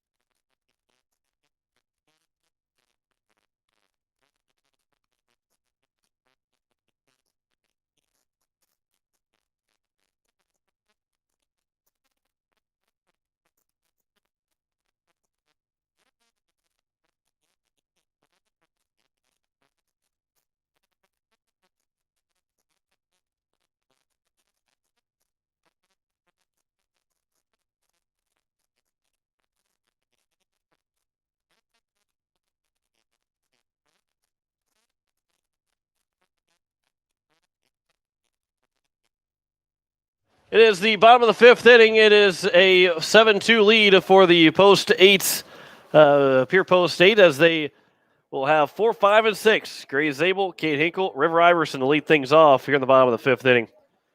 Carson George out for his 5th inning of work. Post 8 looking to win 4 in a row, as they are now 4-3 on the season, looking to go 5-3. They lead by 5. And only have 6 outs left to get of Post 320 Stars. Aberdeen Smitties will be in town tomorrow evening, the 5 o'clock start. Sioux Falls West will be in town Thursday afternoon with a 4 o'clock start of that doubleheader. So here's Gray Zabel. Zabel is 1 for 2. He's got an RBI in each of his 2 at-bats. He grounded out to the second baseman with an RBI and also had an RBI single. He was thrown out at third after a base hit from Kate Hinkle drove in 1 run all the way back in the second inning. First pitch to Zabel is missed low for ball 1. Zabel had a good performance from the mound on Sunday against the Post 22 Hard Hats. Just didn't get the win, but Post 8 did get the win as a team. There's a line shot on the third baseman. Grismer makes the catch, and Zabel ripped it on a nose and Grismer just stuck the glove out there and says, hey, look what I found, the first out here in the bottom of the 5th inning. And Zabel continues to go the other way with it and continues to hit the ball hard every time he goes the other way. It's one that's frustrating as a hitter. You hit the ball hard, and you don't get rewarded with a base hit. First pitch is upstairs for ball 1 to Cade Hinkle. Hinkle's 1 for 1. He walked and scored in the first and had an RBI single back in the 2nd inning. Here's the 1-0. Upstairs, 2-0. The catcher, Cade Hinkle. Can't tell who's actually warming up out in left field for the post 320 Stars, although he is warm and making his way back to the dugout. 2-0 pitch. Outside, 3-0. On deck is River Iverson. And a bunt single in his last at-bat. Here's a 3-0 to Hinkle. 4-pitch walk with 1 down. And he's on for the 3rd time in the ball game.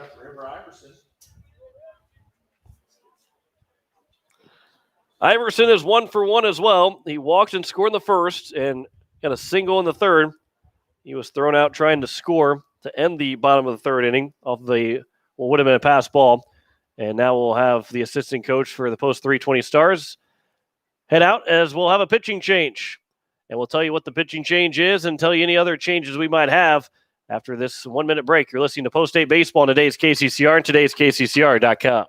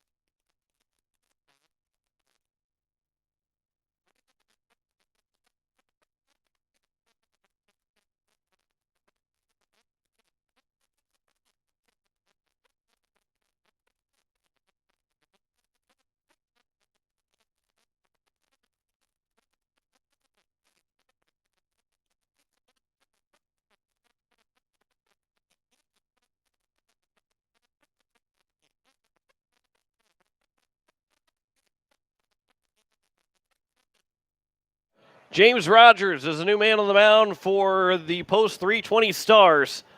The left-hander that throws a little bit of sidearm. Almost a slinger for post 320 as he will get his first work against post 8. As River Iverson will be the first man to greet him with a runner on first base in Cade Hinkle. Matt Lusk is on deck. There's 1 down here in the 5th inning. 4 1/3 innings of work for Carson George. He gave up 6 hits. And for terms of walks, let's see here. I believe he walked 4 guys in the 4 1/3 inning. First pitch, runner is stealing for second, and Hinkle, the throw down is well late. Hinkle was able to stand up on the steal. And the first pitch was taken low for ball 1. 7 runs, 6 hits, 1 error for post 8. 2 runs, 5 hits, 4 errors for post 320.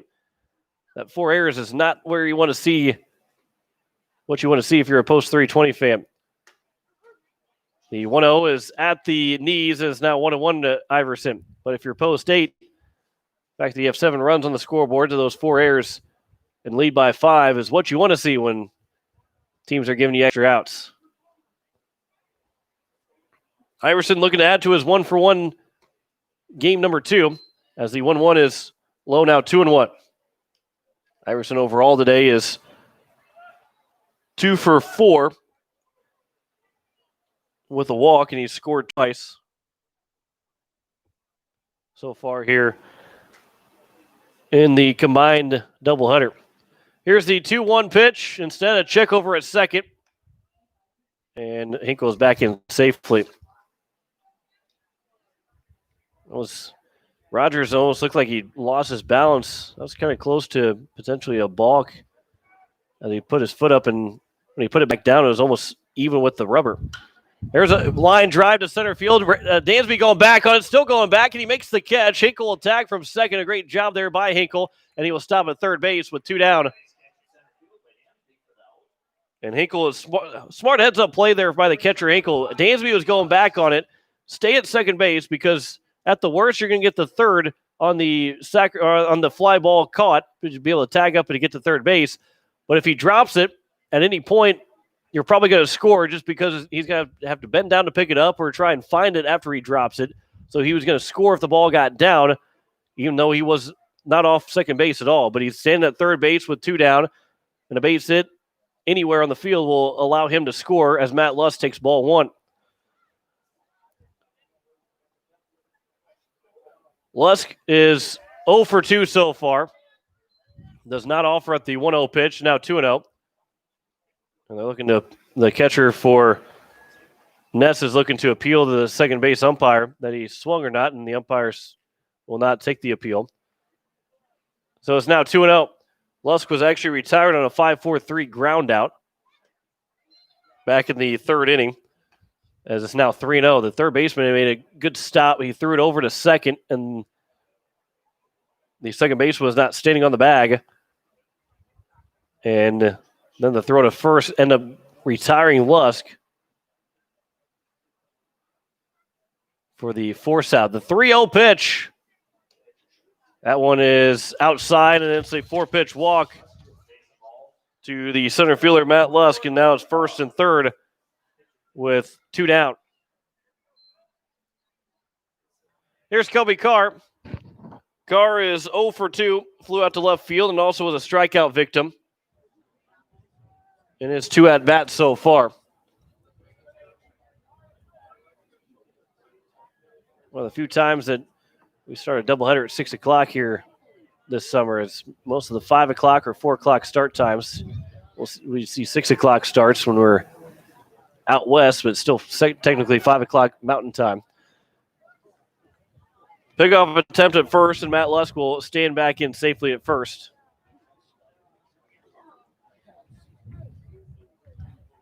2 outs. Runners at the corners. In the first pitch to the right fielder, Kobe Carr.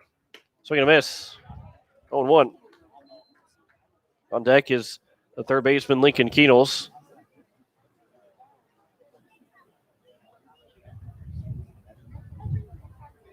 Outfield straight away here for Carr. The 0-1 pitch. Swing and a miss. Carr out in front of it, and it's now 0-2.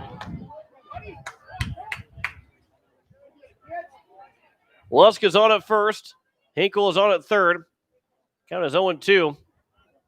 Rogers gets Pierce in for the sign. He'll come set. The left-hander will deal the 0-2 pitch. That one's fouled back and out of play. And we'll do it again at 1-2.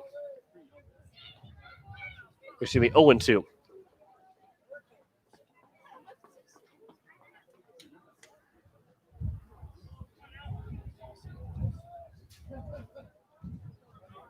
Rogers again with the sign. He'll come set. Here's the 0-2 pitch. Just a bit inside now, 1-2. A good take there. Close take for Carr.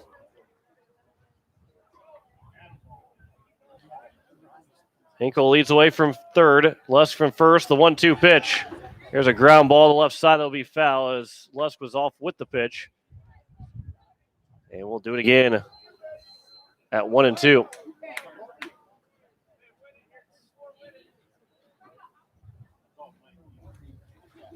Jake Mayer, if he goes out for the 6th inning, he will have 6, 7, and 8 to deal with. Ammerman, Darrow, and Ness, the first 3 hitters in that top of the 6th. That'll be the number 9 hitter, Gage Darrow, if anybody gets aboard. Here comes the 1-2 once again. That's low, 2-2. Lusk dives in safely at second without a throw as he steals second, and now a base hit could put the Eights up by 7. They lead 7-2 here with the runners at second and third. And a 2-2 count with 2 outs.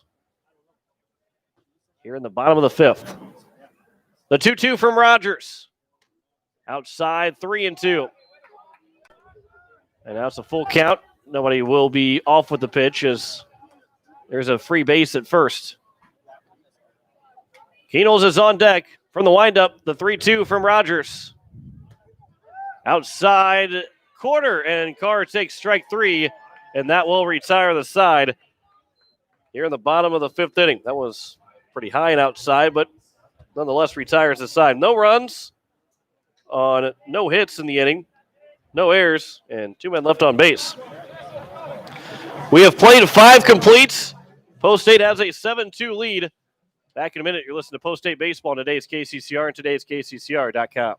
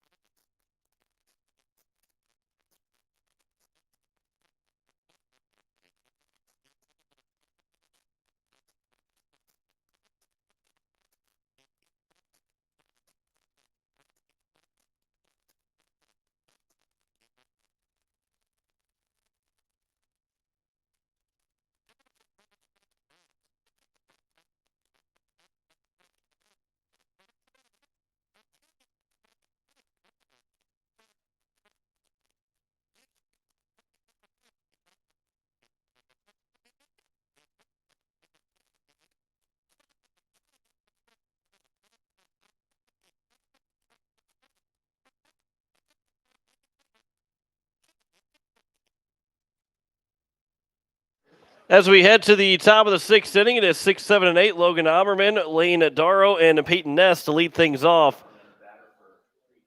As Oberman is 0 for 2 so far, and into his 5th inning of work is Jake Mayer.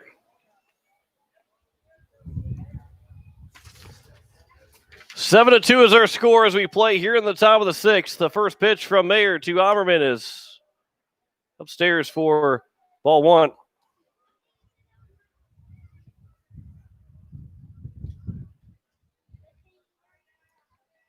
Here's the 1-0 pitch. That one also misses low. Now 2-0. Mayer, since he came into the ball game in the top of the 2nd with nobody out, LA Life ended up giving up those 2 runs that are on the scoreboard, but he's been very good and very efficient, but he's got a 3-0 count here on the leadoff hitter to Logan Oberman. 3-0 pitch over for strike 1. Sun is set here at Hyde Stadium. Lights are on. Beautiful nights here at the ballpark. 3-1 pitch. Chopper over the mound. Stout will not be able to field it cleanly. That one might be an infield single.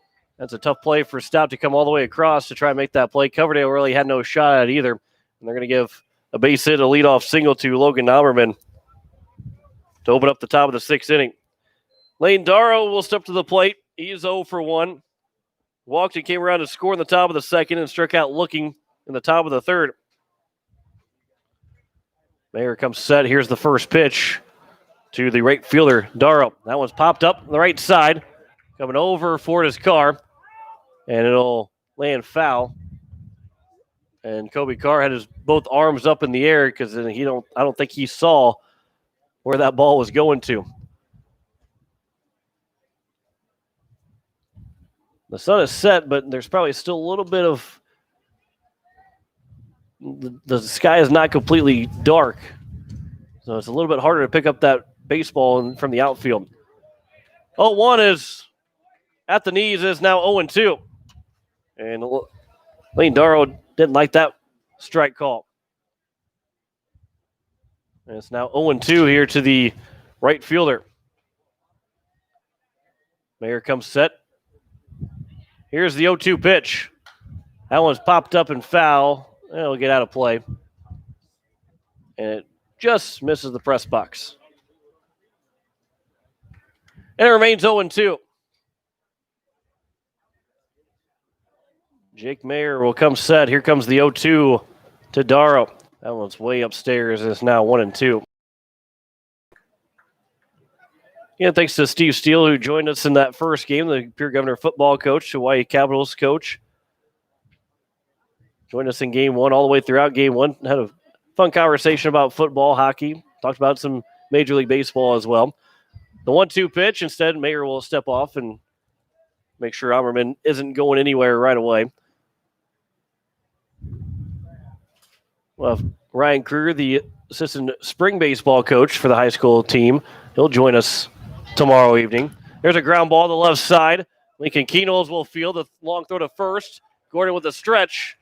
And there's the first out here in the top of the sixth inning.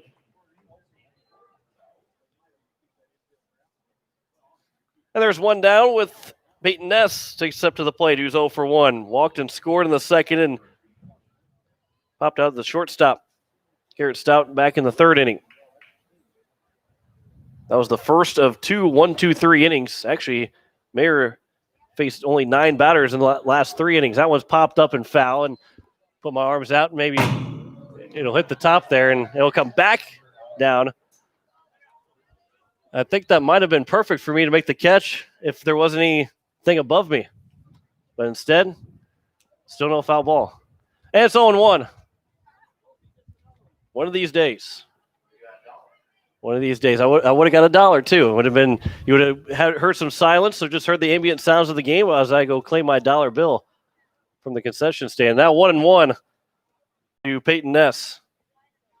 Been worth it. Mayer from the stretch. Here's the 1-1 pitch. That one just misses low underneath the knees, and it's now 2-1. Did catch a hockey puck once. I think I've probably shared that a couple of times, but hockey puck came up into the crow's nest at the Expo Center, made the catch of that one. Took the equipment out, almost took the equipment out with me. The 2-1 pitch. That one's outside, now 3-1. To the 8th place hitter, Peyton Ness. Gage Darrow is on deck. One of the few extra base hits. He has one of the few extra base hits that Post 320 has had in these 2 games. Here's the 3-1 to the catcher, Peyton Ness. Upstairs, ball 4. And it's a 1-out walk. And it's first and second here with 1 down in the top of the 6th inning. Third, 4th, and 5th inning for Jake Mayer. Retired the side in order in the 3rd. Had a 1-6-3 double play in the 4th to go. Only faced 3 batters. And then had a 1-2-3 5th inning. So he really settled in that 3rd, 4th, and 5th. And maybe a little bit of some fatigue starting to set in for Mayer, who is working for the first time in 2020. As the first pitch is looked at for strike 1 by Gage Darrow, the second baseman. Darrow's 1 for 2 with that double. He was thrown out trying to score back in the 2nd inning. The 0-1 pitch. That one misses low and maybe a little outside. Now 1-1.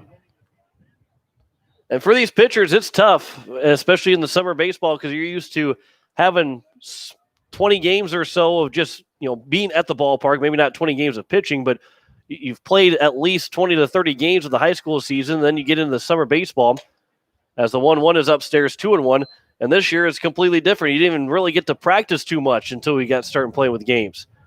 And so everything's a little bit thrown off. Your work and trying to get your arm in game shape. You throw some bullpens, but the stress of throwing in a game is much different. The 2-1 pitch is fouled and out of play, and that one will get near the press box, but does not go off the press box. Now 2-2.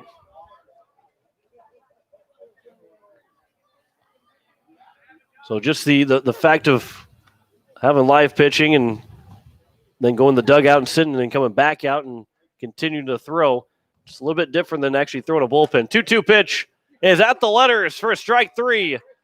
And there's now 2 down here in the top of the 6th inning, and that will bring up to the top of the order Gavin Dansby. Dansby is now 1 for 2 in the ball game. He did not reach base in the first game at all. He went 0 for 4. Drew a walk in the 2nd inning after he flew out to the right in the 1st, and then got a base hit in the 4th, but it was retired on the 1-6-3 double play. First pitch to Dansby, taken for strike 1.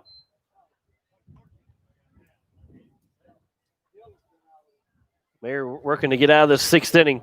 Work around the base hit and the walk. First and second with 2 down. 0-1. Swing and a miss. Now 0-2. And Mayer's a strike away from ending the top of the 6th inning. For Post State in the bottom of the 6th, 9-1-2, Keenels, Coverdale, and Stout.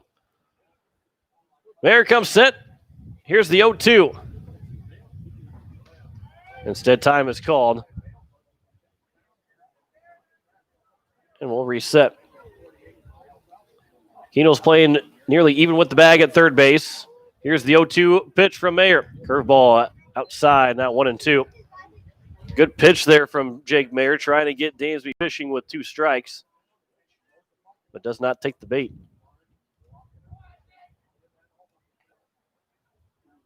Mayer will get the sign. He'll come set, and the 1-2 pitch.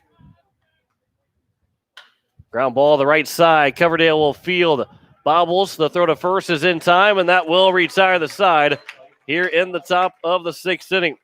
No runs on 1 hit, no errors, and 2 men left on base. We head to the bottom of the 6th. Post State has a 5-run lead, 7-2 over the Post 320 Stars. You're listening to Post State Baseball on today's KCCR and today's KCCR.com.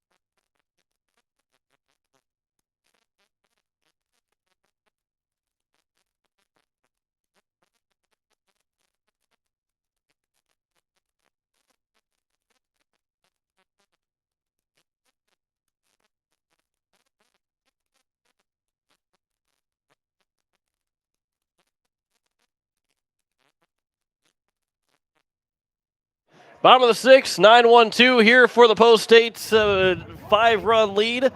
And the Eights are looking to add to it.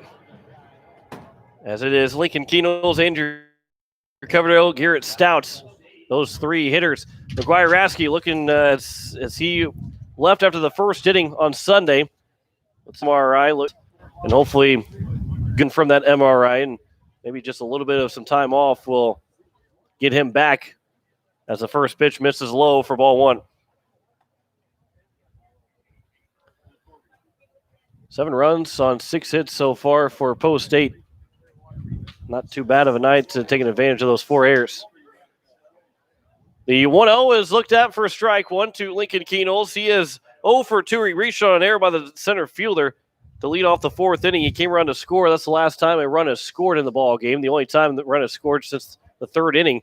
Since the 2nd inning, as we play here in the bottom of the 6th.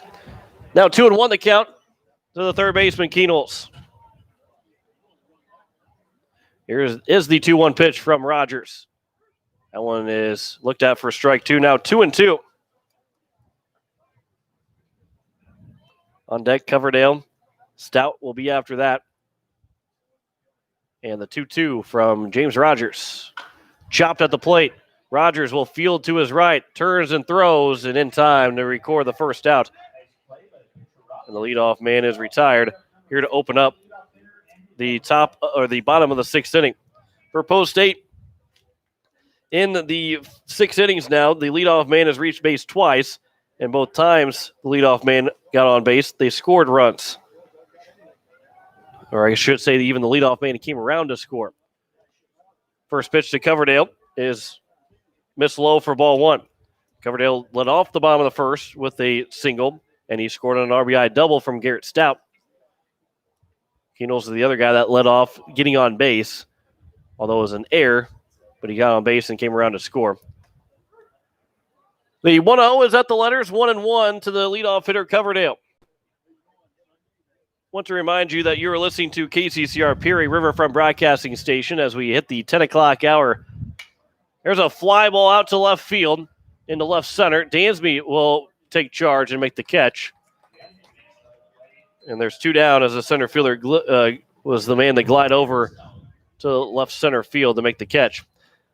And they'll bring in Garrett Stout, who is 2 for 2 so far. He walked in his last trip to the plate. Retired on the double play turn by the shortstop, Cost. First pitch is taken for strike one to Garrett Stout. Kostenbauer went over to second base because Stout was stealing on the pitch. Gordon hit a hard ground ball right back up the middle to Kostenbauer. And he was able to turn a 6-3 double play to end the inning. As Stout has looked at the first 2 pitches for 2 strikes, and Rogers will deliver the 0-2 pitch. Stout to the right side, through for a base hit past the diving second baseman, Gage Darrow. And Stout is on with a 2-out single. And here's Colin Bergman.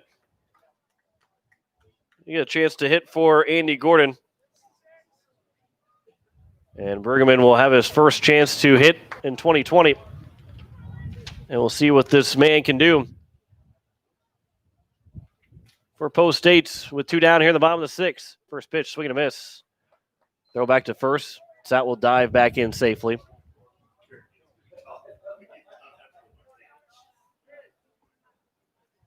Bergman, fullback for the Pierre Governor football team. The 0-1 pitch from Rogers. That one misses low in the dirt. Stout will take off for second. The throw to second. Diving in safely is Stout. A good job by the second baseman, Darrow, to back up the throw as it sailed over the top of the shortstop, Kostenbauer. And into second safely is Stout. So Bergman with a base hit can make it 8-2.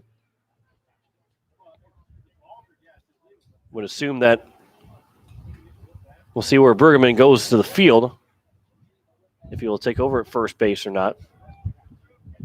Here's the 1-1 pitch. Just a bit outside, now 2-1.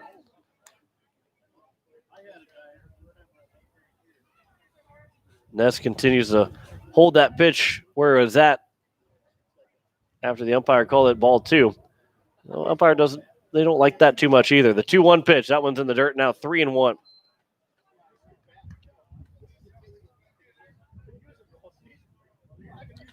Bergman looking to get on base to extend the inning to Gray Zabel. Zabel with 2 runs driven in already in this ball game. 3-1. He's hit by the pitch. So it's now first and second. His first plate appearance in 2020 gets hit with a pitch. Would have been ball 4. He's going to be on base no matter what, and ends up getting hit by it. So here's Gray Zabel, who is 1 for 3. RBI ground out in the first, RBI single in the second, and he lined out to the third baseman, Grismer, who just had to stick the glove out there. First pitch to Zabel. That one's outside, 1-0. Zabel's swinging a confident bat right now in that cleanup spot.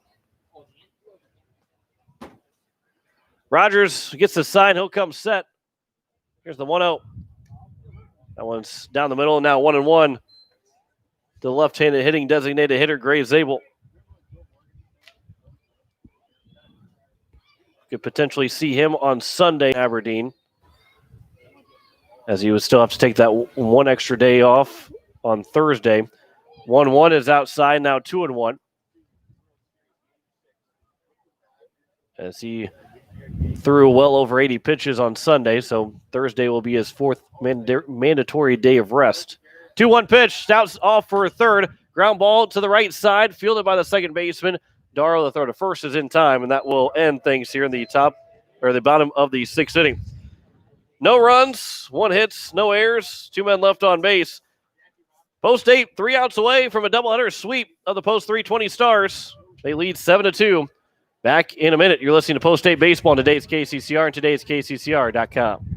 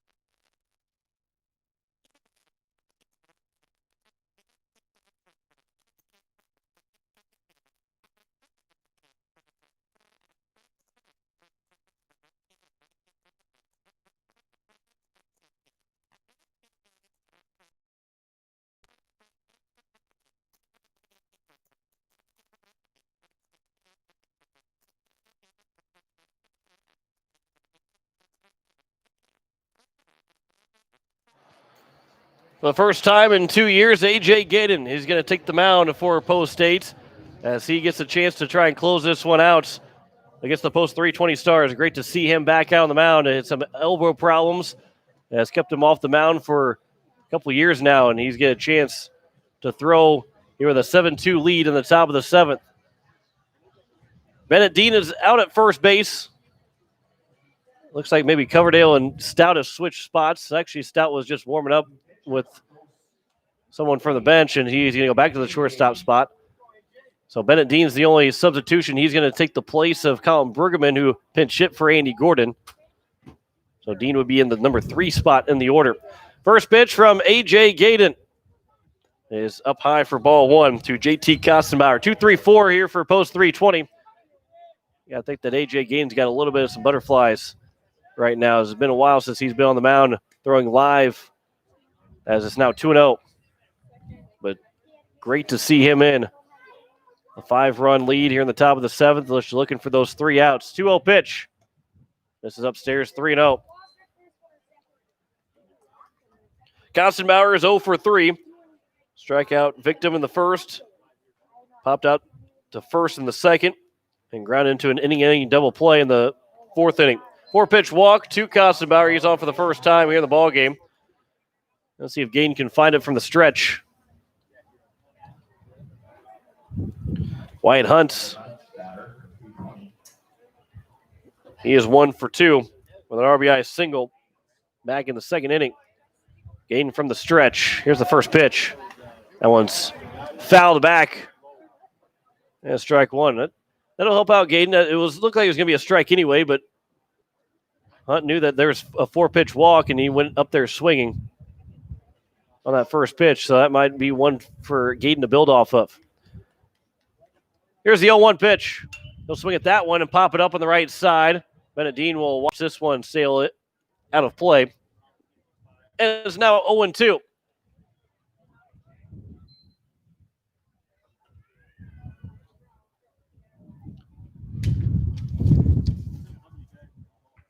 Wyatt Hunt 1 for 3 here in the ball game. 0-2 pitch.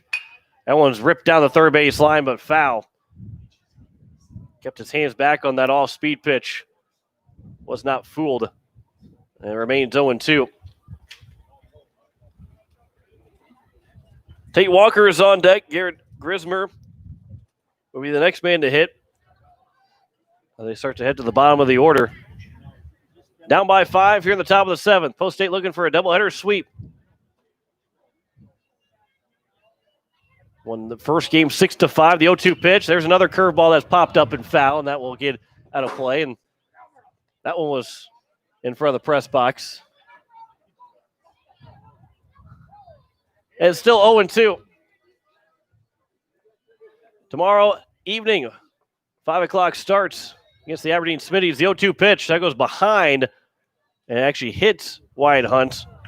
So after a couple of 0-2 pitches to Hunt, it ends up getting hit by a pitch, and now he is been hit by a pitch for the second time here in the ball game.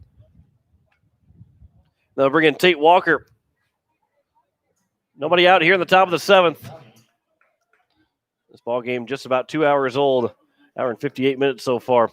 6-5 win in the first game for Post State. They scored 6 runs in the second. Post 320 scored 5 runs from the 3rd inning on, but just couldn't get that tying run to score. As Matt Lusk picked up a 2-inning save. Aaron Booth picked up the win in game number 1.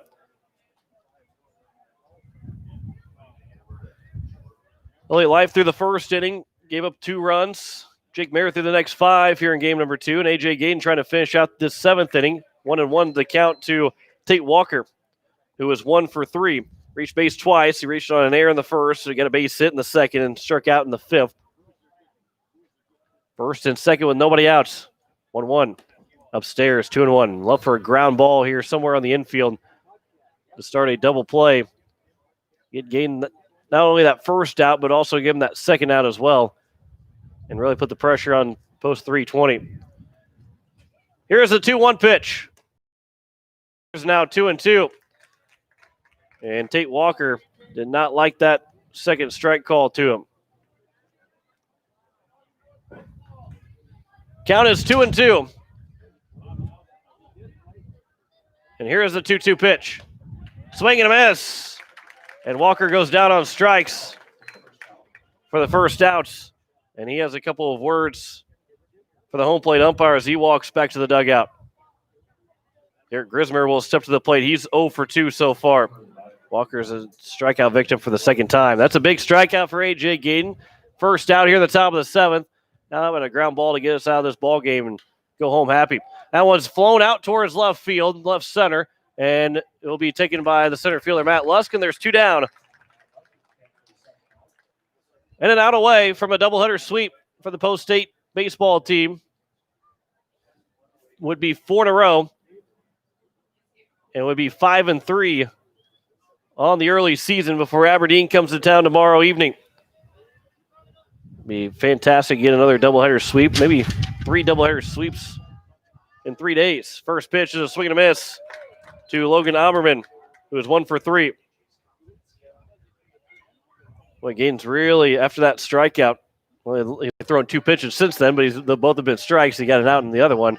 1 pitch, swing and a miss, 0-2. Tell you what, you get an out somewhere, any way you can get it, all of a sudden the confidence changes in a pitcher. And he can be dialed in. And he's a strike away from ending this ball game. Here's the 0-2 from A.J. Gayden.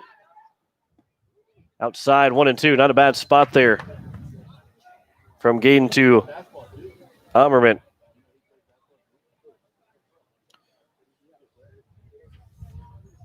Hunt leads away from first. Kosenbauer at second. Here's the 1-2 pitch. Just a bit inside, and we'll do it again. Now 2-2.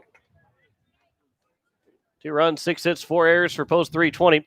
7 runs, 7 hits, and 1 error for Post State.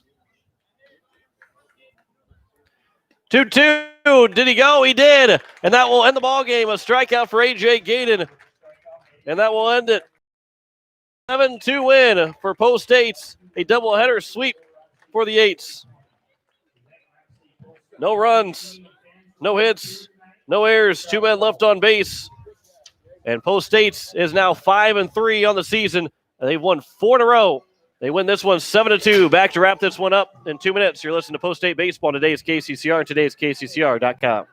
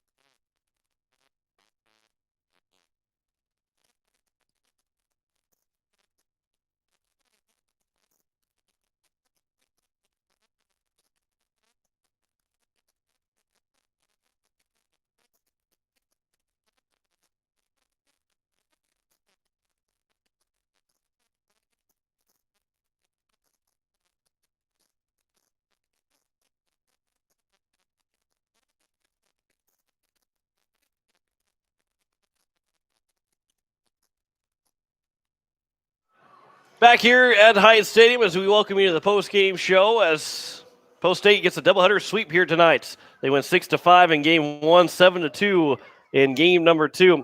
Elliot Life threw an inning for Post State. So Jake Mayer threw the next 5. did not allow a run to Jake Mayer in those 5 innings, and A.J. Gaden came in the 7th inning, and after walking the first, hitting the next guy, retired the next 3 in order to finish out with 2 strikeouts as well. And the Post State got that 7-2 win. 6 runs, and as we go to game 1, 6 runs in the second inning, Post State was all that they needed, although Post 320 made things pretty interesting down the stretch. They scored 5 runs from the 3rd through the 6th inning, but were held scoreless in the top of the 7th as Matt Luss picked up the save. Aaron Booth got the win in game number 1. Here in game number 2, it was a 4-run first inning for Post State, followed by a 2-run second inning to go up 6-2. And they tacked on that 7th run in the bottom of the 4th, and it was all zeros after that as they won 7-2 on 7 hits, 1 error, left 6 men on base for Rapid City Post 320. They had two runs on 5 hits, 4 errors in the game. They left 10 men on base. There's your difference in the ball game. Those errors and those men left on base for Post 320. They had their chances, but did not score with 10 guys left on base. Post State is now 5-3 on the season, 4 games in a row that they've won. They will take on the Aberdeen Smitties tomorrow evening with a 5 o'clock start. We'll talk with Coach Ryan Kruger in the ball game tomorrow as we continue our somewhat of a series of talking with the Pierre coaches for Pierre Governors as well as White Capitals. Obviously, Coach Steele was a part of that as well tonight. But Post State gets a doubleheader sweep. Thanks to Ray Lewis back at the station. I'm John Winkler here at Hyde Stadium. Back again tomorrow, 5 o'clock for that first pitch, 4:45 for that pregame. And you can hear it right here on today's KCCR, today's KCCR.com. Final scores tonight from Hyde Stadium in Game 1. Post State wins 6-5. Game number 2, they win 7-2. As we say good nights from Hyde Stadium.